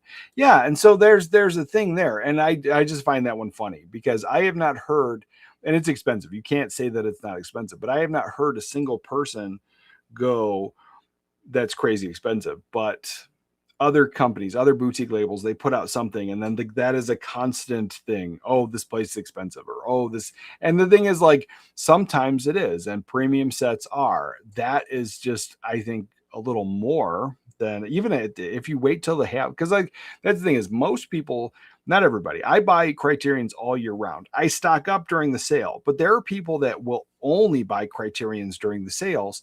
And so if that's the way you are, like, I get it. So if they knock it down to half price, I think that's more fair to what that set should have cost always. And so there's that. But even if you're not buying things on, if you're buying Criterions all year round, if you're buying them through Amazon or any online retailers, they're usually about $35. And so you're getting the 4K for about $35. I just picked up one for like $14 right before the sale through Amazon, brand new. So depending on when you buy it or what you buy, like the Barnes & Noble 50% off sale, I've said this before, is inflated. It's inflated prices. And so even at the 50% off sale, it's still cheaper than if you were buying them all year round, but it's not truly a 50% off sale. Or, it's 50% off Barnes & Noble. It's not true to what you can get them for all year round anyplace else. So there's that. But yeah, $903 Canadian is crazy for that set for sure. See, I have F1 from a box of Blu-rays I bought. Now that Blue endorsed it, I'll give it a watch this weekend. It's a good film. But just like Jodie Foster said, it's pretty static. Like, it's written and spoken and looks the way it's done on paper without that, like, the nuance of what actors bring to the table to make scenes better. And I always go back to that whole Departed thing where Matt Damon was famously talking about making The Departed with Jack Nicholson. And Jack Nicholson said, if you want to make the scene better, and he kept adding to the scene that was written. And before they even like pressed they started filming it. Before they started filming it, he was already, you can make the scene better this way. And we're not getting too much of that anymore. We're getting say the line, do the line. And the fact that we're not getting, we still are getting actors that are actors, but they've already said that they're going to pull in. If you have a huge social media following, that's how you're going to get a role in a movie. And they've already pulled in people that are never actors. They just happen to be, popular dancers on TikTok, and they can now be in TV shows and movies. And so if you're getting that, they're just going to say the line the way the line was said, and they didn't hone their craft. They didn't come up in this wanting to be an actor their whole life like some of these other guys, like Christian Bale. Love him or hate him, he's an actor. He does things. Gary Oldman, same thing. He's an actor. He grew up in this industry, and he brings more to the table than anybody that is just reading a script. And you don't get that anymore. And so, yeah, I like that. Strongly disagree with Jody's comment about F1. Like you say, there's a movie for everyone, and it just wasn't for her. I get that, but what I'm saying is, like, when you look at it, like it's a good film. It's a good film. I'm not saying it's a bad film. What I'm saying is, like, I saw what she said with that it just looked like the way it was recorded. But I can respect it. If you love it, you love it. I get it. I'm not saying that it's a bad film at all. Let's see. What's Arthur got? Arthur got my movie order today: Jaws, Patriot, Team America, Sandlot, Independence Day. All great films. Great summertime watches. Jaws is coming up. Maybe we'll watch Jaws today. Maybe we'll do that. It's something we haven't seen yet this year. Maybe we'll do Jaws. Maybe I got the 4K. I do have the VHS. We could watch it on the old TV too. That'd be fun. I don't know. We should watch Jaws. Jaws, Sandlot, 100% watching that this weekend. Or today, at least.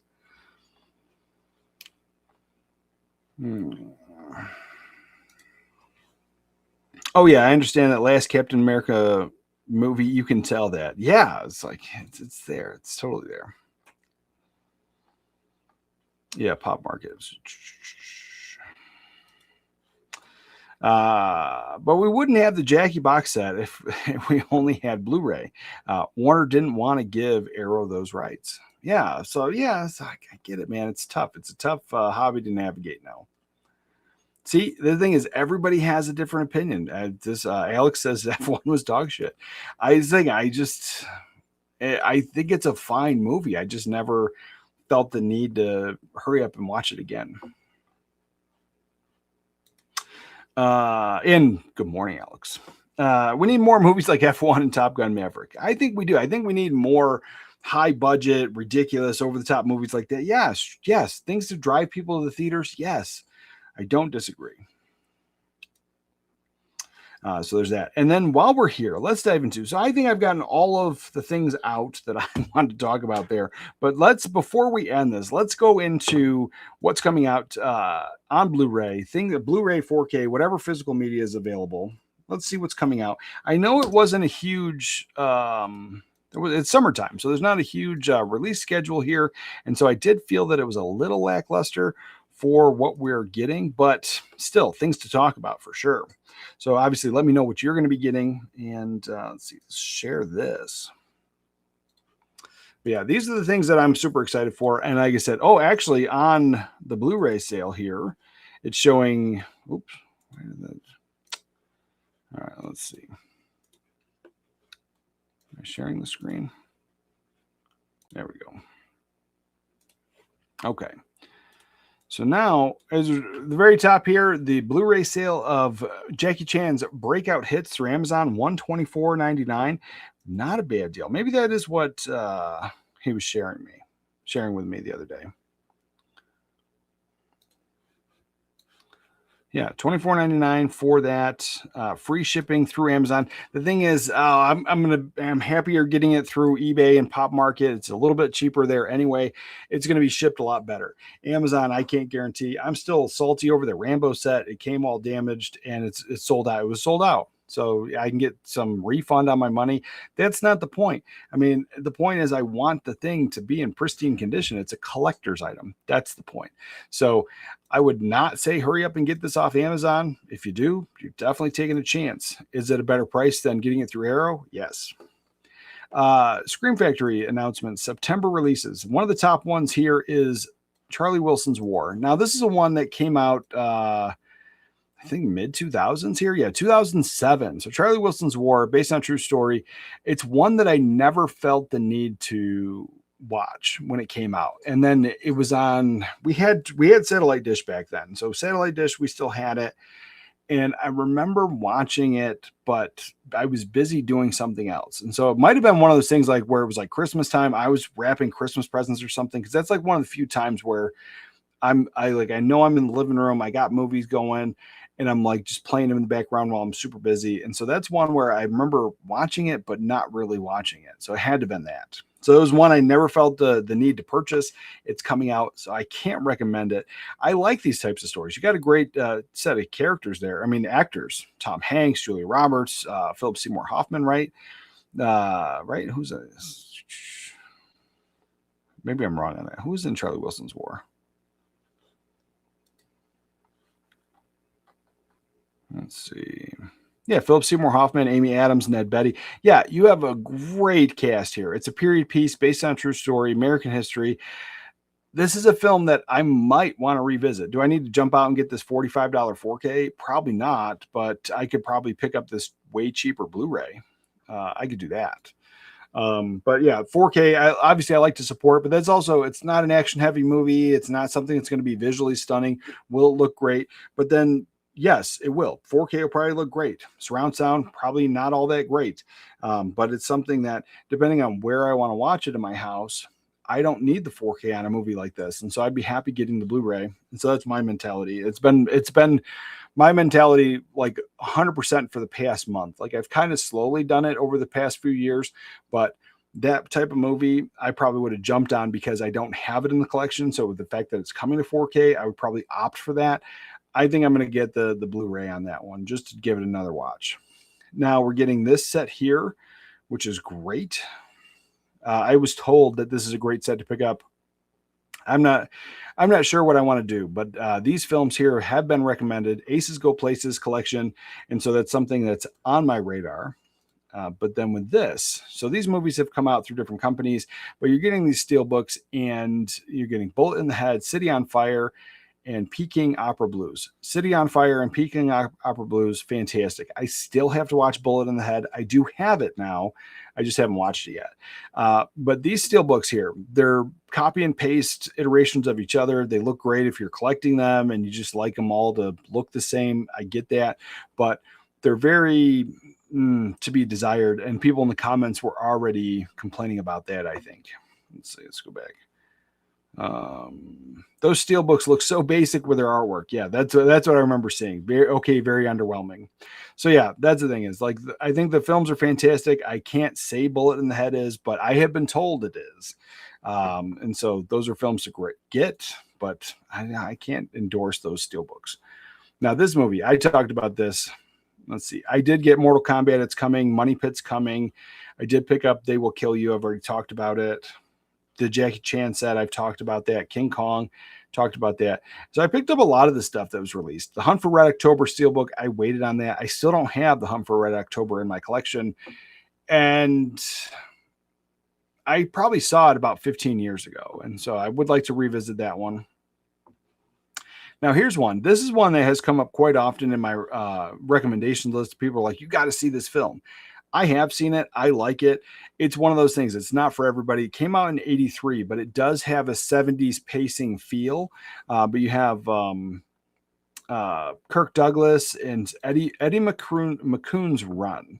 And so this one here, a young man is harshly sentenced for a few minor infractions, escapes prison in Huntsville, Texas, and flees to Laredo, Texas, where he hopes he can cross Mexico to reunion with his wife and small son, the whole time while being hunted by Kirk Douglas.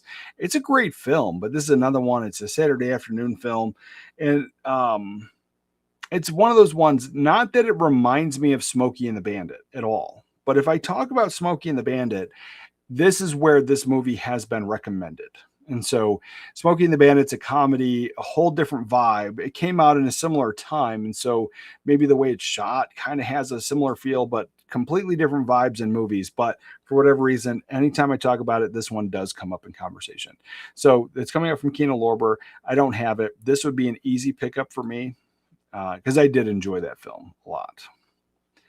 Abominable Snowman on 4K from Hammer. I haven't picked up any of these Hammer films, but I kind of want to. Peter Cushing, you can't go wrong with Peter Cushing. And this is a film, it's not your typical monsters. So I could see myself getting into this one, The Abominable Snowman.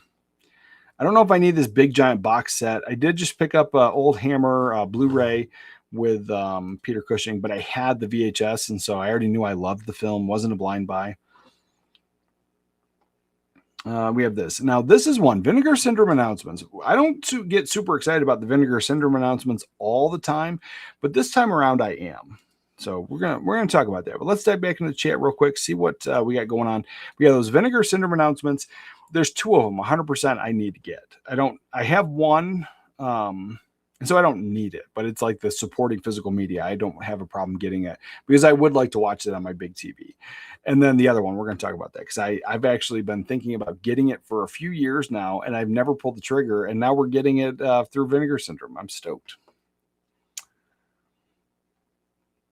Let's see. Hunt for Red October is a classic. I bought the steelbook on eBay. They released. Yeah, I need it. I like the film. It's just been a while since I've seen it. I need to rewatch it. And see, Corey, morning, brother. I ordered the Texas Chainsaw 50th anniversary box for just $127 after I saw your video recently. Great price. Well, that's a little more than I spent, but still better than the $300. So I'm glad you got one. And for what I paid, I got mine for $109. And so, like, yeah, if you want to get that, like, now's the time to grab that set. I like Texas Chainsaw Massacre. It's just above my head here. I like the cheesy plastic tchotchke gimmicky sets. I like that stuff because each one is different and then it's themed to the movie.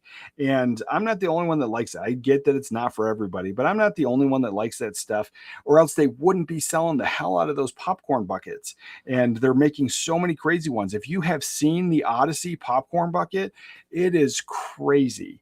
It is so crazy. This guy was holding it and it was as big as his torso. Like, maybe you don't need that type of stuff, but the fact that people are going nuts over these popcorn buckets. And Super Troopers 3 is getting a theatrical release. And the thing is, Super Troopers 2 wasn't going to get made. They had to do a crowdfunding to get a certain amount of dollars to then get the studio to not give them more funding, but then give them the green light for the film. And so they did that with crowdfunding, but this third one is actually coming out to theaters and they didn't do any crowdfunding for it. And then all the commercials I have seen are the damn popcorn buckets and the soda cups. And so they're pushing that stuff. And if, if they did some more sets with these like cooler sets, it's like right behind me, that's Nakatomi Plaza. That was a big set. The Blu-rays are in, and they don't make that stuff anymore, but I just wish they did. I really do. But I'm glad you got one. Want the Arrow exclusive blue box for Jackie Chan box set. I'm also getting the Arrow video. Nice.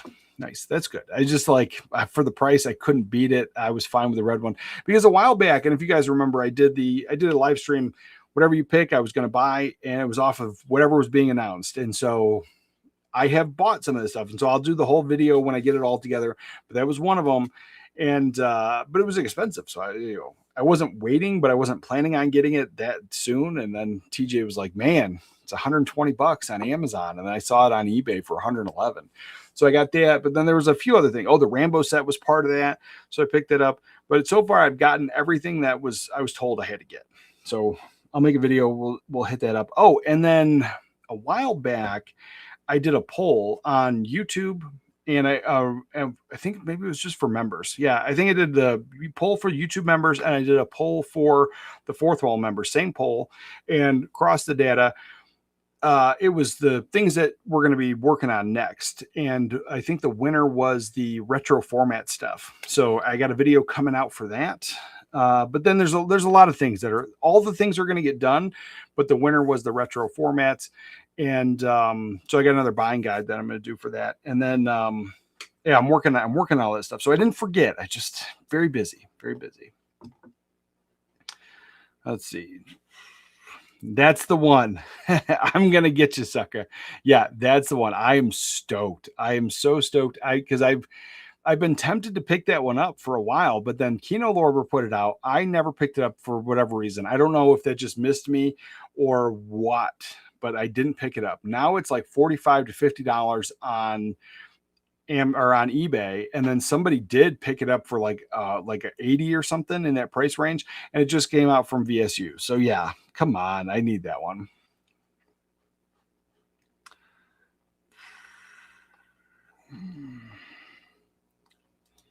Let's see. The $109 option is still there for Texas Chainsaw, but at $127 you get the media book too. Oh, okay. I didn't know there was that difference. I didn't need the media book for that one.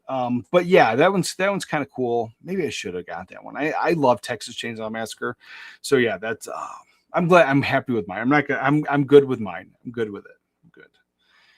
And Twisted, I want a liter of cola. Yes, that was the commercial I saw. It was them. They were at the concession stand. They had the popcorn bucket, and then Farva asks for a liter of cola. And then when you flip it around, like because I think it has the sunglasses on the front and the mustache, and then when you flip it around on the bag, it says liter of cola. And oh my god, like it's just fun. I'm not a huge popcorn bucket collector. I did pick up the Beetlejuice ones because one's not even a popcorn bucket. It's literally the thing that was on the headstone with the gargoyle on top. It was that, and it lights up. So I got that, and I got the book. And so the book opens up and it's the popcorn bucket. So I got those two things. And I lived like right down the road from a movie theater. So it was just easy to stop on my way to go and get groceries. And they just happened to be there. I picked them up, and I like that. I don't collect popcorn buckets, but I would get the Super Troopers one, the liter of cola, just because it's just fun. And the thing is, I don't think I would display it. I think I would actually drink out of it. I would take it out in the car on road trips. Yeah, I like it. I like it. And I love that movie. The second one's okay. It's fun. The second one's fun. It's more fun the more I've watched it. Like when I first watched it, I was like, it's fun, but it's not the same. And now I watch it with a whole new different set of eyes, and I think it's great. So I'm looking forward to the third one for sure. Let's see. Twisted. I bought both the Jackie Chan breakout hits. I got the blue one from Arrow and the red one from Amazon. Nice. I've done that with other things, like behind me. You can see the Turtles. I got both Turtle sets behind me. But that one, I couldn't justify it, especially at $200 a pop. Like, that's expensive. Not, I like it. There's a lot of those movies I haven't seen. I really want to Rumble in the Bronx. So I'm happy with just having the one on that one for sure. And Corey, I just pre-ordered Human Centipede full sequence and a few other things from Umbrella. I'm going to skip on Human Centipede. I don't have those movies in my collection at all. Yeah, I'm going to skip on that. But I know a lot of people are going to get excited for it for sure. And I'm going to get you, sucker, and Body Snatchers. Yeah, that's the ones we're going to talk about. Let's pop into there. So these ones. So I have this movie. Abel Ferreira's Body Snatchers is coming out to 4K Blu-ray, and this one you're getting two discs, 4K Blu-ray and the Blu-ray combo release, new 4K restoration from the original camera negative, Dolby Vision HDR presentation of the film. Out of the Body Snatcher films, I like them. I have the original one. I have the Steve McQueen one. Oh, that's the Blob. What am I thinking of? I have the other Body Snatcher. I have the other one. And then I have the one from the 80s. But this one here is one that I love. I love this film. And I think it's a Warner Archive. I think that's what it is. But for Body Snatchers, this came out at the right time in my life. I saw it. I remember seeing it on TV. it's a good one. I've always liked that. So that's going to be an easy pickup. I almost hate to, get rid of a Warner archive to then jump into this Vinegar Syndrome, but I have no problem. I'm not going to double dip. I'm not going to keep them. But this one, I don't know. I always say that, but this one I do think I have to grab. But Body Snatchers, it's coming in this nice package. I do like this this package, the way they do it. It's just a nice hardcover slip box. See, this is the version I have already, and it's still $20. So Body Snatchers, I think the cover's pretty good. It's a Warner archive. I never hated my Blu-ray, but I love the movie so much. I have no problem getting this on the 4K and then watching it on the big system there. Maybe I will keep the Blu-ray and then I can watch it up here on my little TV. That might make sense. Ha ha ha. I figured it out. So yeah, that Body Snatchers is going to be huge, and I'm going to get you, sucker. It says I'm going to get you, but I always remember it was I'm going to get ya. Am I thinking of it wrong? Let's see.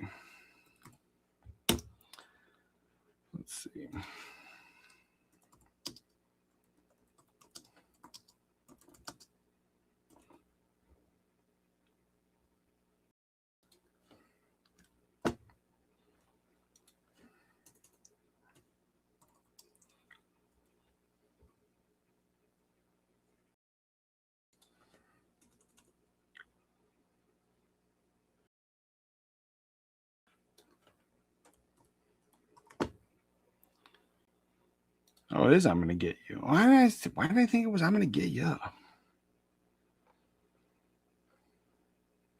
I don't know. Somehow in my head, that's the way it was stuck like all day long. But I'm going to get you, sucker. Sucker is the one that I need to get. VSU. Am I sharing the screen? Yeah.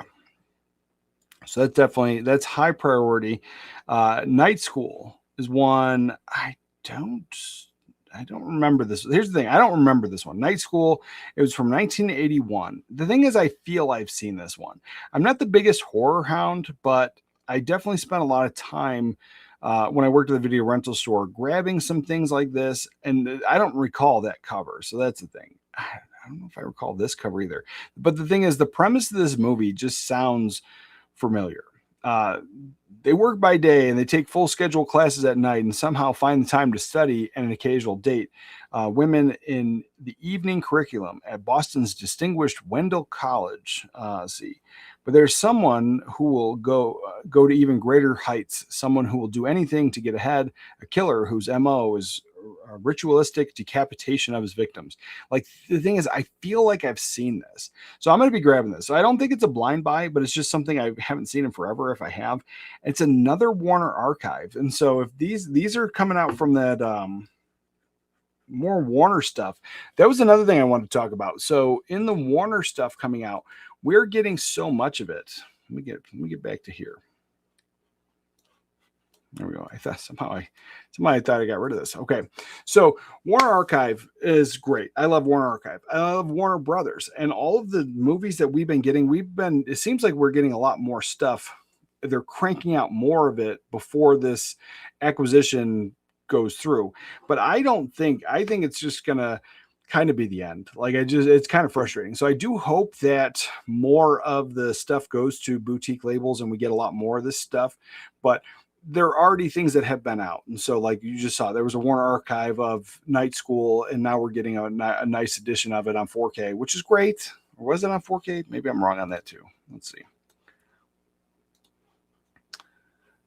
Yeah, it is coming to 4K. So we're getting 4K of it, the Blu-ray, but there's so many other great ones that are stuck on DVD. And so those don't have remasters. Those don't have new scans. And so I understand it costs a lot more money. So I'm glad that they're still putting some of this stuff out. But the thing is, that Warner Archive Blu-ray, which seems like it might have been from a newer scan at the time, that is still $20, and so it's still available. So it's not hard to find obscure things. So it's one of those things where I'm excited for it and I'm glad it's continuing. I just don't see it continuing on the same level after Paramount finishes buying them and doing that whole thing. But the thing is, it's really the stuff that's stuck on DVD. I would like to see a lot more of that, and that's what I was excited for when they said that they were going to get 40 Warner titles were going to come out. I don't remember who was it. Was it Vinegar Syndrome who said this, or was it Arrow Video? I don't remember now. But one of them said they had the 40 title deal where they're going to put that stuff out. And if this is what's coming out of that deal, where it's just stuff that still exists, yes, it's cool that it's coming out from Vinegar Syndrome. You're getting cool packaging. You're getting that. We're getting 4Ks of these beloved films that are not beloved by the masses. These are beloved films by horror hounds, fans. These are cult films. These, so they have their place. They really do. But if they're not hard to find or they're not obscure, they're still readily available. I just can't see myself getting that excited for it. I do want to grab the film no matter what, because like I said, I think I've seen it before. I need to check it out, but I do hope we get more. Criterion sale killed my wallet. I will always, I always go way hard on these sales. Yeah, I think we all do. And this time I'm trying to be really good. And that's the thing, is I have this like really big purchase I want to make this month. And I could wait. I can just save, and I could wait, and I could get it another time. But I really kind of focused on getting it this month. So I think I'm going to skip most of the rest of the sales. The Criterion things for me, and I wrote down a list. There were some things. The thing is, a lot of the stuff in that bag are things I've seen before. There's only one that I have a vague memory on. And last week I wrote down a bunch of things you guys recommended. Those are still on my radar. Some of those were on that list, and I looked for them, didn't find some of that stuff. And so I was thinking about, towards the end of the month, going back and trying again, or maybe ordering on some of them online. But I think I'm going to skip all around. I think I'm just going to wait, and I'm going to focus on this big ticket item for sure. Let's see. Might as well add Tank Girl and Virtuosity to my next VSU order. I like both of those films. I do have to get Virtuosity. I recently picked it up on VHS. I rewatched it. I like it. I think I would watch it on the big 4K TV. So I think I need that for sure. Watch Thunderbolts. It's one of my favorite Jackie movies. Oh, I gotta check that stuff out. I can't wait. Let's see. I'm gonna skip down here. I'm a little bit behind. Let's skip down a little bit. Let's see. I picked up Invasion of the Body Snatchers 78 in the Arrow sale. Yeah, I still got to get Invasion. I don't have that one. That's a good one. It's definitely a good one. I just don't have it.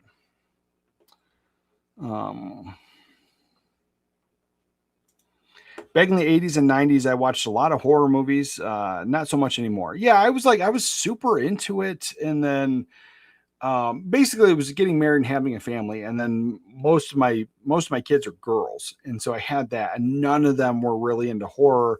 And then my youngest now, she's an actual real movie fan, and she's been getting into some of the horror and some of it not. She's like, one of her all-time favorites is Fright Night. We watched Fright Night 2 a couple weeks ago. She's, Fright Night 2 is fine. She loves Fright Night. We just watched Return of the Living Dead last night. She does not like that movie, and I don't think it was bad. I mean, it is horror comedy. I mean, there's definitely some dark humor in there, but the gore and the scenes, like, she's seen worse, like in the blood and stuff. She's seen worse in films, and so for whatever reason, like, she's like, I hate that movie, and the reason she hates it is she said it was too much. It was too scary, and I was like, that's totally fine. I get it, but like, she's seen worse stuff. She's seen gore. She's seen some of those other films. And like, one of her favorites is Abigail. I say this all the time. And it's like, the whole thing is buckets of blood, and she just loved that movie. So yeah, I don't know. But yeah, I was into it like teenage years. I was into it, but I never got into a lot of the cheesy schlocky stuff. I'm getting into some of that now. Yeah. Little Shop of Horrors 4K from Groove made my day when I saw it. I love that movie. Oh, I got to pick that up. It's available now. I got to pick that up. I do love that. It's one of my all-time favorites. Man, I'm looking forward to it. I would watch that on the big screen for sure. Yeah. Oh yeah, I got to get that one. All right, so then back into this. Let's see. So yeah, that's one I definitely would grab there. And then this, The Ultimate Degenerate. I don't think I need that one.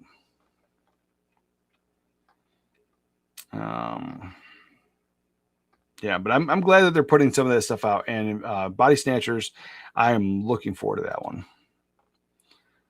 Let's see, Scobie Malone. I like a lot of these films. So what is this? This is Jack Thompson. He's really something else. Scobie Malone. Nude bathing prohibited. Yeah, I'm oh, it's a cheesy, raunchy film. I like these.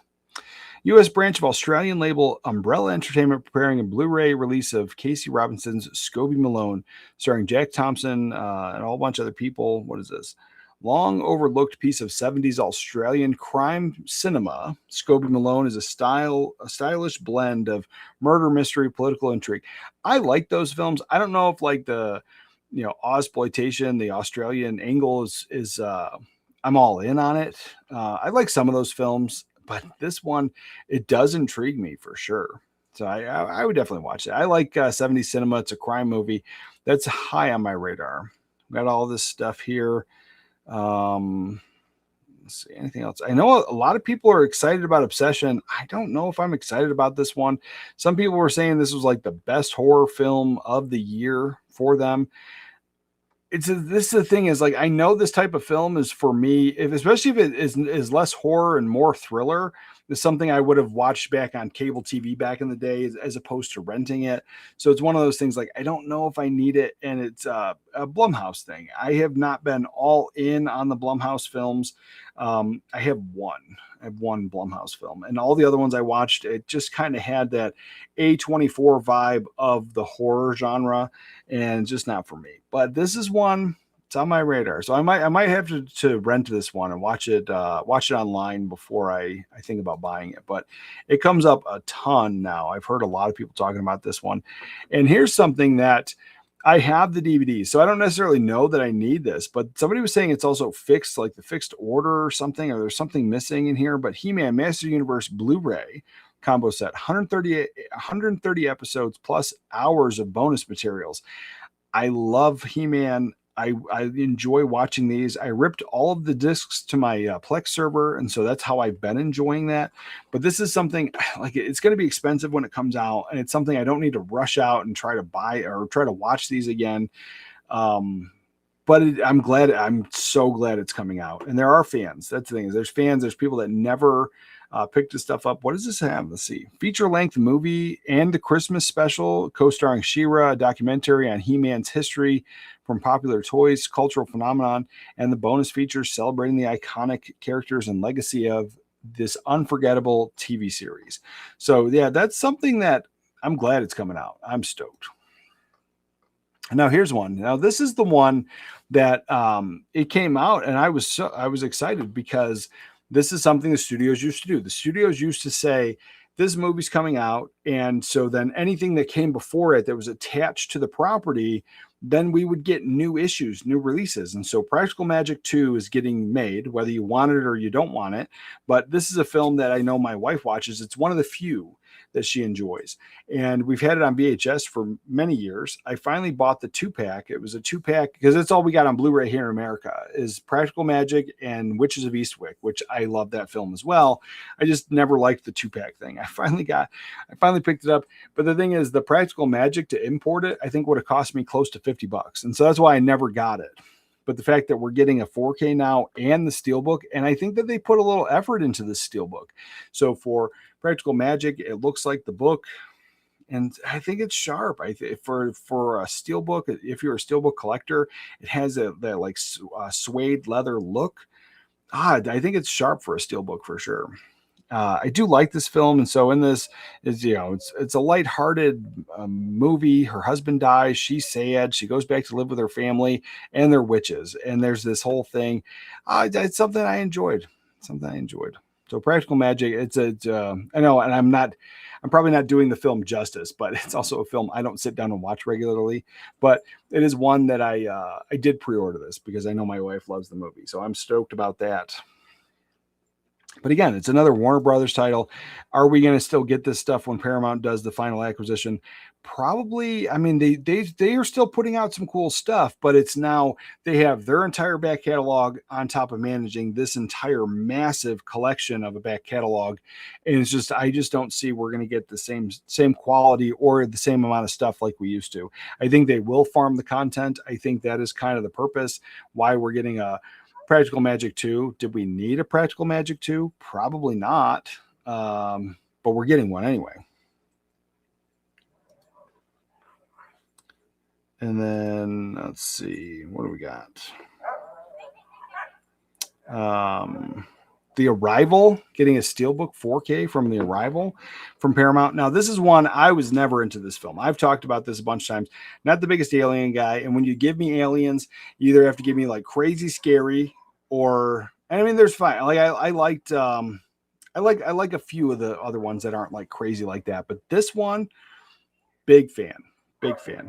So The Arrival, or this one I'm not a big fan of. Like that was the thing. I'm not a big fan of this one. I liked Contact. I liked the one with the restaurant that just came out. I liked that one. The one with Charlie Sheen. That's a good one. This one, I was excited for it when it came out. Everyone was talking about it. I watched it and it was just like it was a one and done that I hated. Like that was the thing. Like it's not even one of those things where I could say anything positive about it. I just could not get into this film at all. And if you like it, it's getting a Steelbook.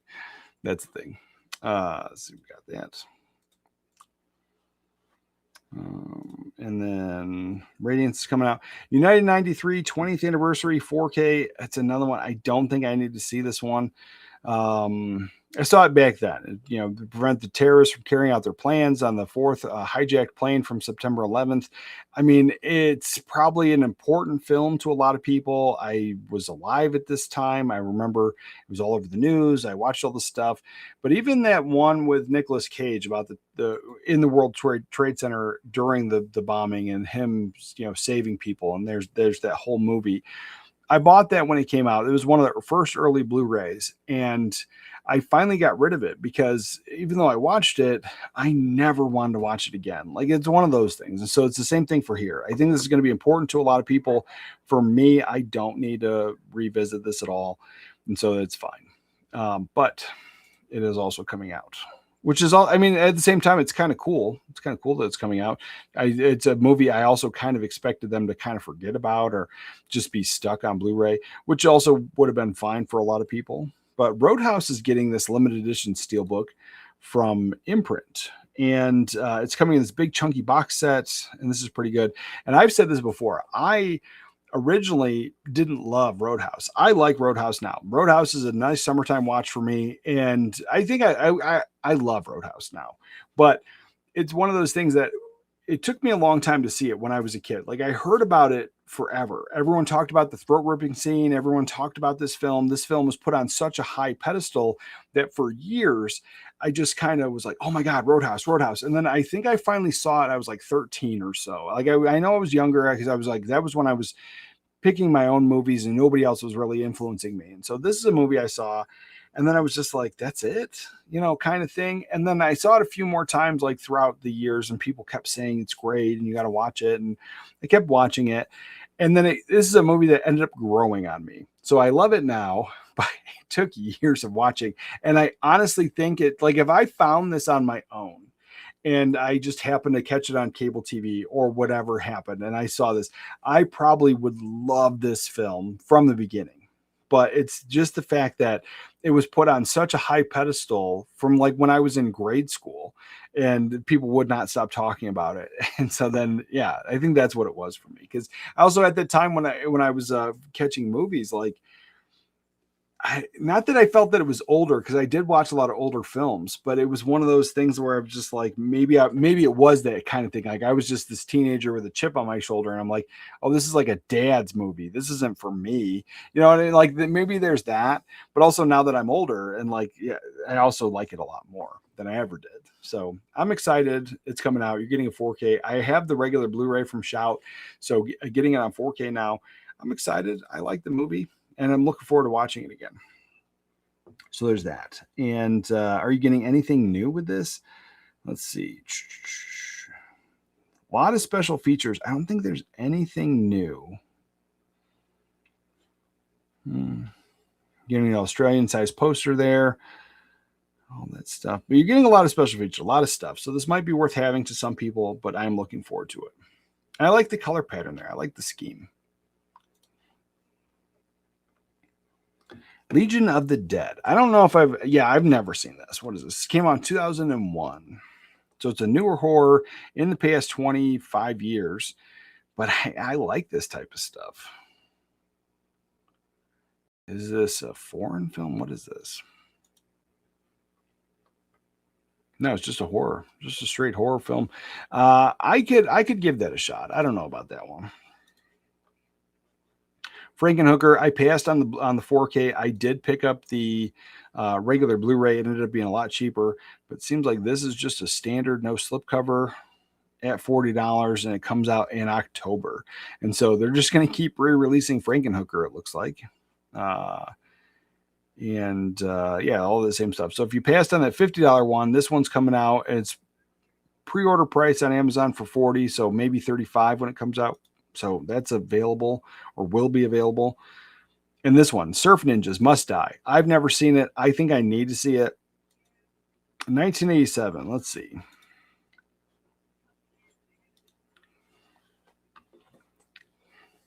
Yeah, Surf Ninjas Must Die. This is from Trauma Films. I do like Trauma. It's sleazy. It's raunchy. They're always fun. It had a Blu-ray disc. I don't know if I need to rush out and grab this 4K at $40 because it has a Blu-ray disc. But also, it's a movie I didn't know existed, and I think I need it. I think the artwork is ridiculous, and I always have a good time with Trauma Films. So there's that one. And I think that was it. I think that was all the stuff that I was excited for. We can hit up the rumor list, but I'm going to, let's see. Hit up the chat, and then we'll probably wrap it up for the day. Let's see. If there's anything over here. Let's see. What was in the rumor mill? I think everybody's going to be focused on the Sony stuff. Oh, the Centipede. Oh, here we go. Yeah, there is some stuff over here in the rumor mill. Things I am excited for. So, yeah, we'll talk about that in just a second.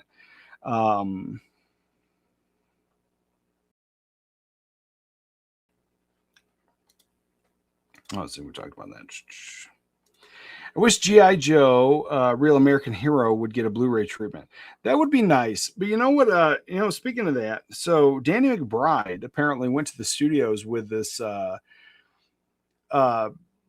this movie idea, and they basically said, in order to do that movie, we need to do a whole franchise. And do you have a take on G.I. Joe? And they do, and they liked it. And so Danny McBride is saying that maybe we're getting a new G.I. Joe movie. So with that news, we could maybe get the animated cartoon there on Blu-ray finally.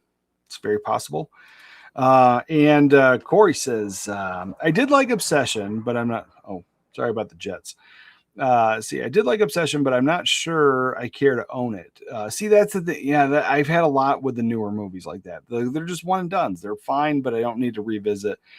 It was well made, but not the type of ride I need to experience more than once. Yeah, that I get. I totally get. There's a ton of those films. One and dones are I think they're necessary because they're worth watching, but they're not worth revisiting. And so there's that. And yeah, I was like, there's been too many modern movies that really just have that one and done thing, but everyone goes nuts over them when they come out and they get super excited and they're like, oh my God, this is the greatest movie ever. And then you never hear it talked about again. And the thing is, like, people give their recommendations. These are my favorite films, or these are 5 of these, or 5 or 10 of these, and they have these like themed videos. I make those videos myself.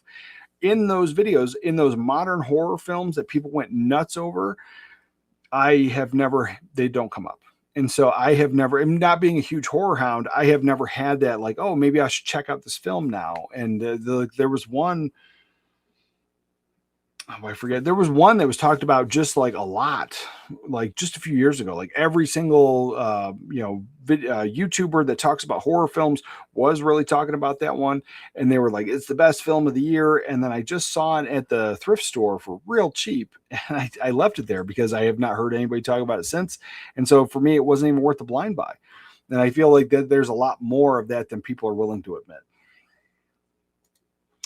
I want Black Snake Moan and Dick Tracy on 4K. I love both of those films. Those would both be day one purchases. Two opposite ends of the spectrum, but I think they're both fantastic in their own right. And I always like that scene in Black Snake Moan where Samuel L. Jackson is singing with the guitar, and like because I'm a weird kid. I've said this before. I don't love music. And when I do like music, it's some of the stuff that I grew up with, and there's that, but not even a lot of it. I don't go back to listening to my childhood favorites and things I listen to all the time. When I listen to music, it's almost always soundtracks.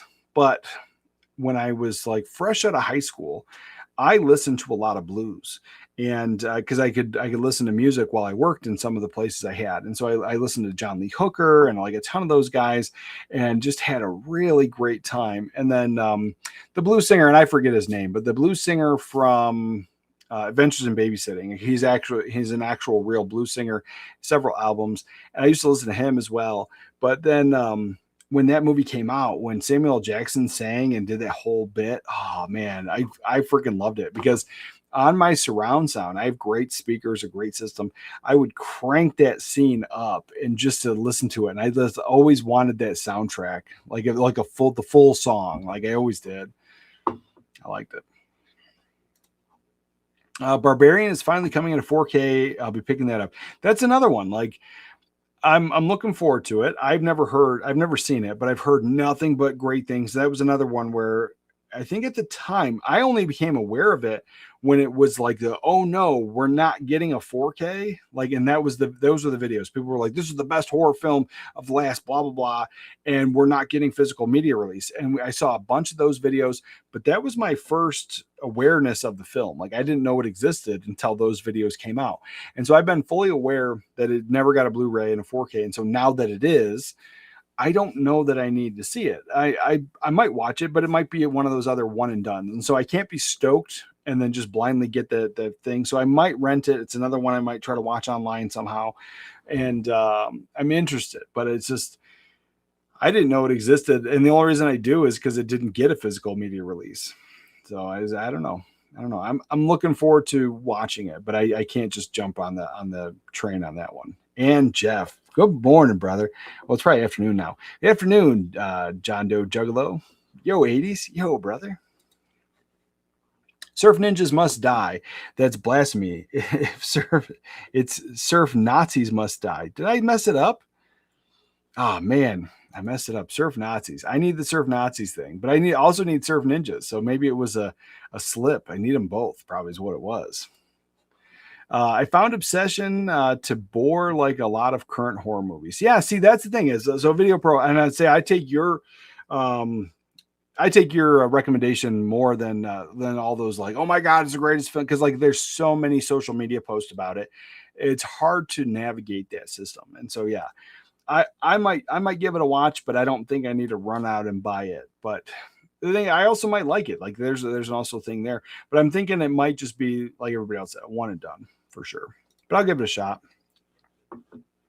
Now here's one that there's the rumor mills coming out. Somebody else said it's also coming from Arrow, so it's possible. It's possible that we're getting it for sure, and so it might be more than Arrow. Let's see. Yeah, Arrow Video. Maybe it was one of those cards. So when you get Arrow release, and sometimes you open it up, there's the card inside for a movie that's coming eventually, and so maybe that's where I saw this one. But this film here is a movie that I don't have. I know it's not for everybody. It's one of those things that it almost never gets talked about. And the fact that it's getting a boutique label treatment from Arrow Video. And the thing is, like, most people forget Arrow Video, that's where they really started. They really started in these like cheesier, schlocky horror films. And so like, I'm kind of digging the fact that they're putting this out. And let's share the screen here. Let's see.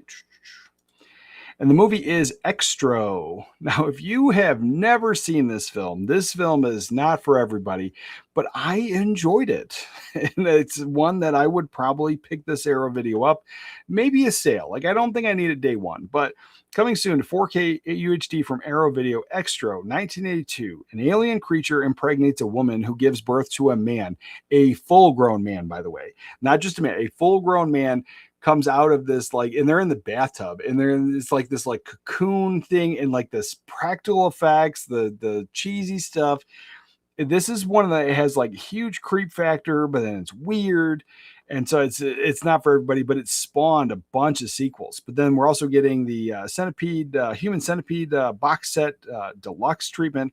That is really not for me, but I'm glad that it is for some people. So there's that. Extra is one that I'm probably going to pick this up. Sallow, I don't need this. I've never picked it up. So Sallow or 120 Days of Sodom 4K 5-disc deluxe limited edition. I still don't have if I ever did pick it up, I would pick up the Criterion. That's what I would not run out and grab this. But it is coming out in this big giant deluxe set. And that is also for some people.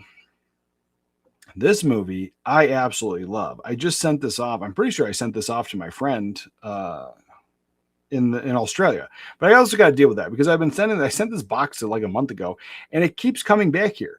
And then every time I talk to the post office, and I'm like, they're like, yeah, 100%. It's supposed to go to Australia. No point is it mixed up backwards, but it keeps ending up back here. And so I went and dropped it back off at the post office, and then it never left the post office. The tracking says that I dropped it. It's sitting at my post office still. So I got to deal with that. But I know I sent this to him in anticipation of this. So I felt that this was coming out, and I already knew that.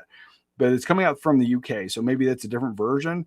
So this is coming to soon 4K UHD Steelbook from Warner Brothers, High Society 1956. I do like this film. Frank Sinatra, Grace Kelly, Bing Crosby, romantic musical comedy. Oh, I think it's fun. I do like that one. Let me just double check though. Let's see. Blu-ray.com. Because I sent him the DVD. Maybe I thought like the Blu-ray was coming out.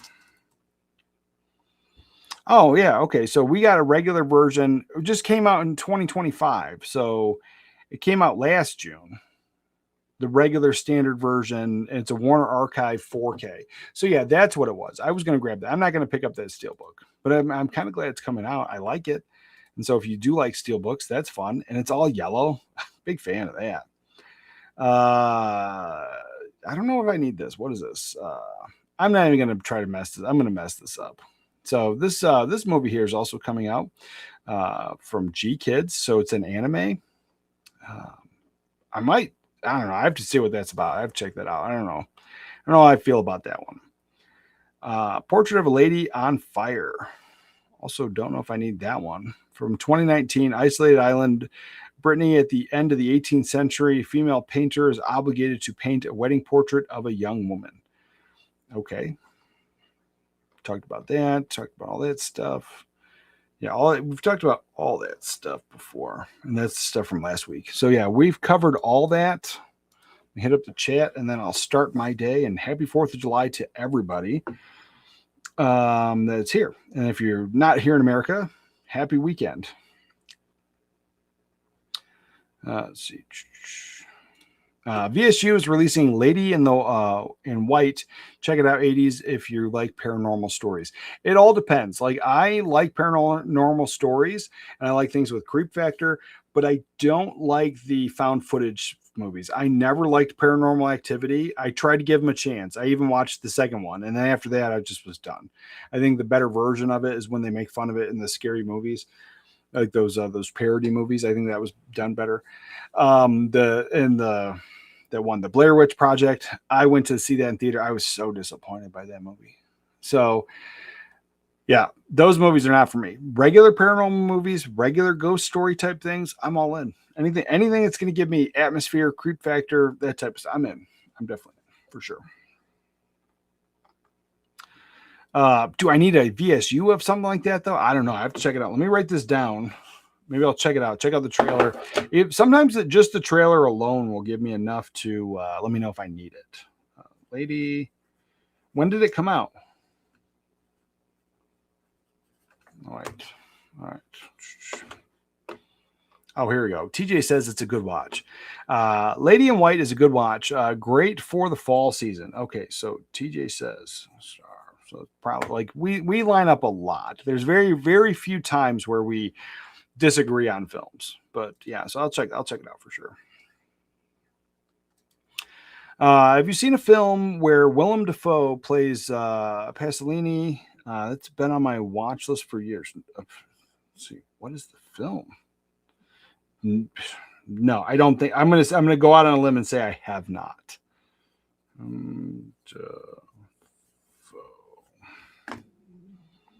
Yeah. Check it out. See Pasolini. Yeah, there's that. And Corey, happy 4th as well. Well, thank you, brother. I watched Paris When It Sizzles. Oh, I love that one. William Holden or Audrey Hepburn, and absolutely loved it. Yeah, Audrey Hepburn is my all-time favorite, and I'll watch anything she's in. And yeah, it's a good one for sure. My movie order. Oh, did that come up? Why did that come up again? I think I already read that one. Yeah. Why did that come up? Or did it just start at the beginning and the ones I skipped before showed up again? Let's see. Yeah, here we go. No, that's it. Yeah, there's that. And happy 4th of July to everyone, even you folks in the EU. Yeah. Happy 4th. But anyway, yeah. So I have a lot of stuff. I'm going to be watching my summertime list. Tomorrow is the member only live stream, doing that YouTube members, and then next week is the Fourth Wall members. We got the new merch in stores. We got all the colored 80s shirts. We got the new hats, and next week we'll probably be doing the giveaway. And instead of doing a coffee mug, it's summertime. Not a lot of people are drinking coffee, so we'll do a shirt and a hat, and so we'll give away these hats as well. So there's that. And I think that might be it. I think that's it. There's that. Oh, and tomorrow. So I'm also going to do, I'm going to post a video tomorrow. I haven't been doing it on Sundays, but I think I'm going to start posting a video on Sunday. And it's going to be more of the, I guess like a laid back kind of thing, more like a haul video or something like that. And so I have I have my Criterion picks, the things I picked up. And so I was like, I might just post it on Sunday. Or just completely wait till Monday. So I got that going on. It all depends. But other than that, with that, guys, remember to watch a movie today, and I'll catch you guys next time.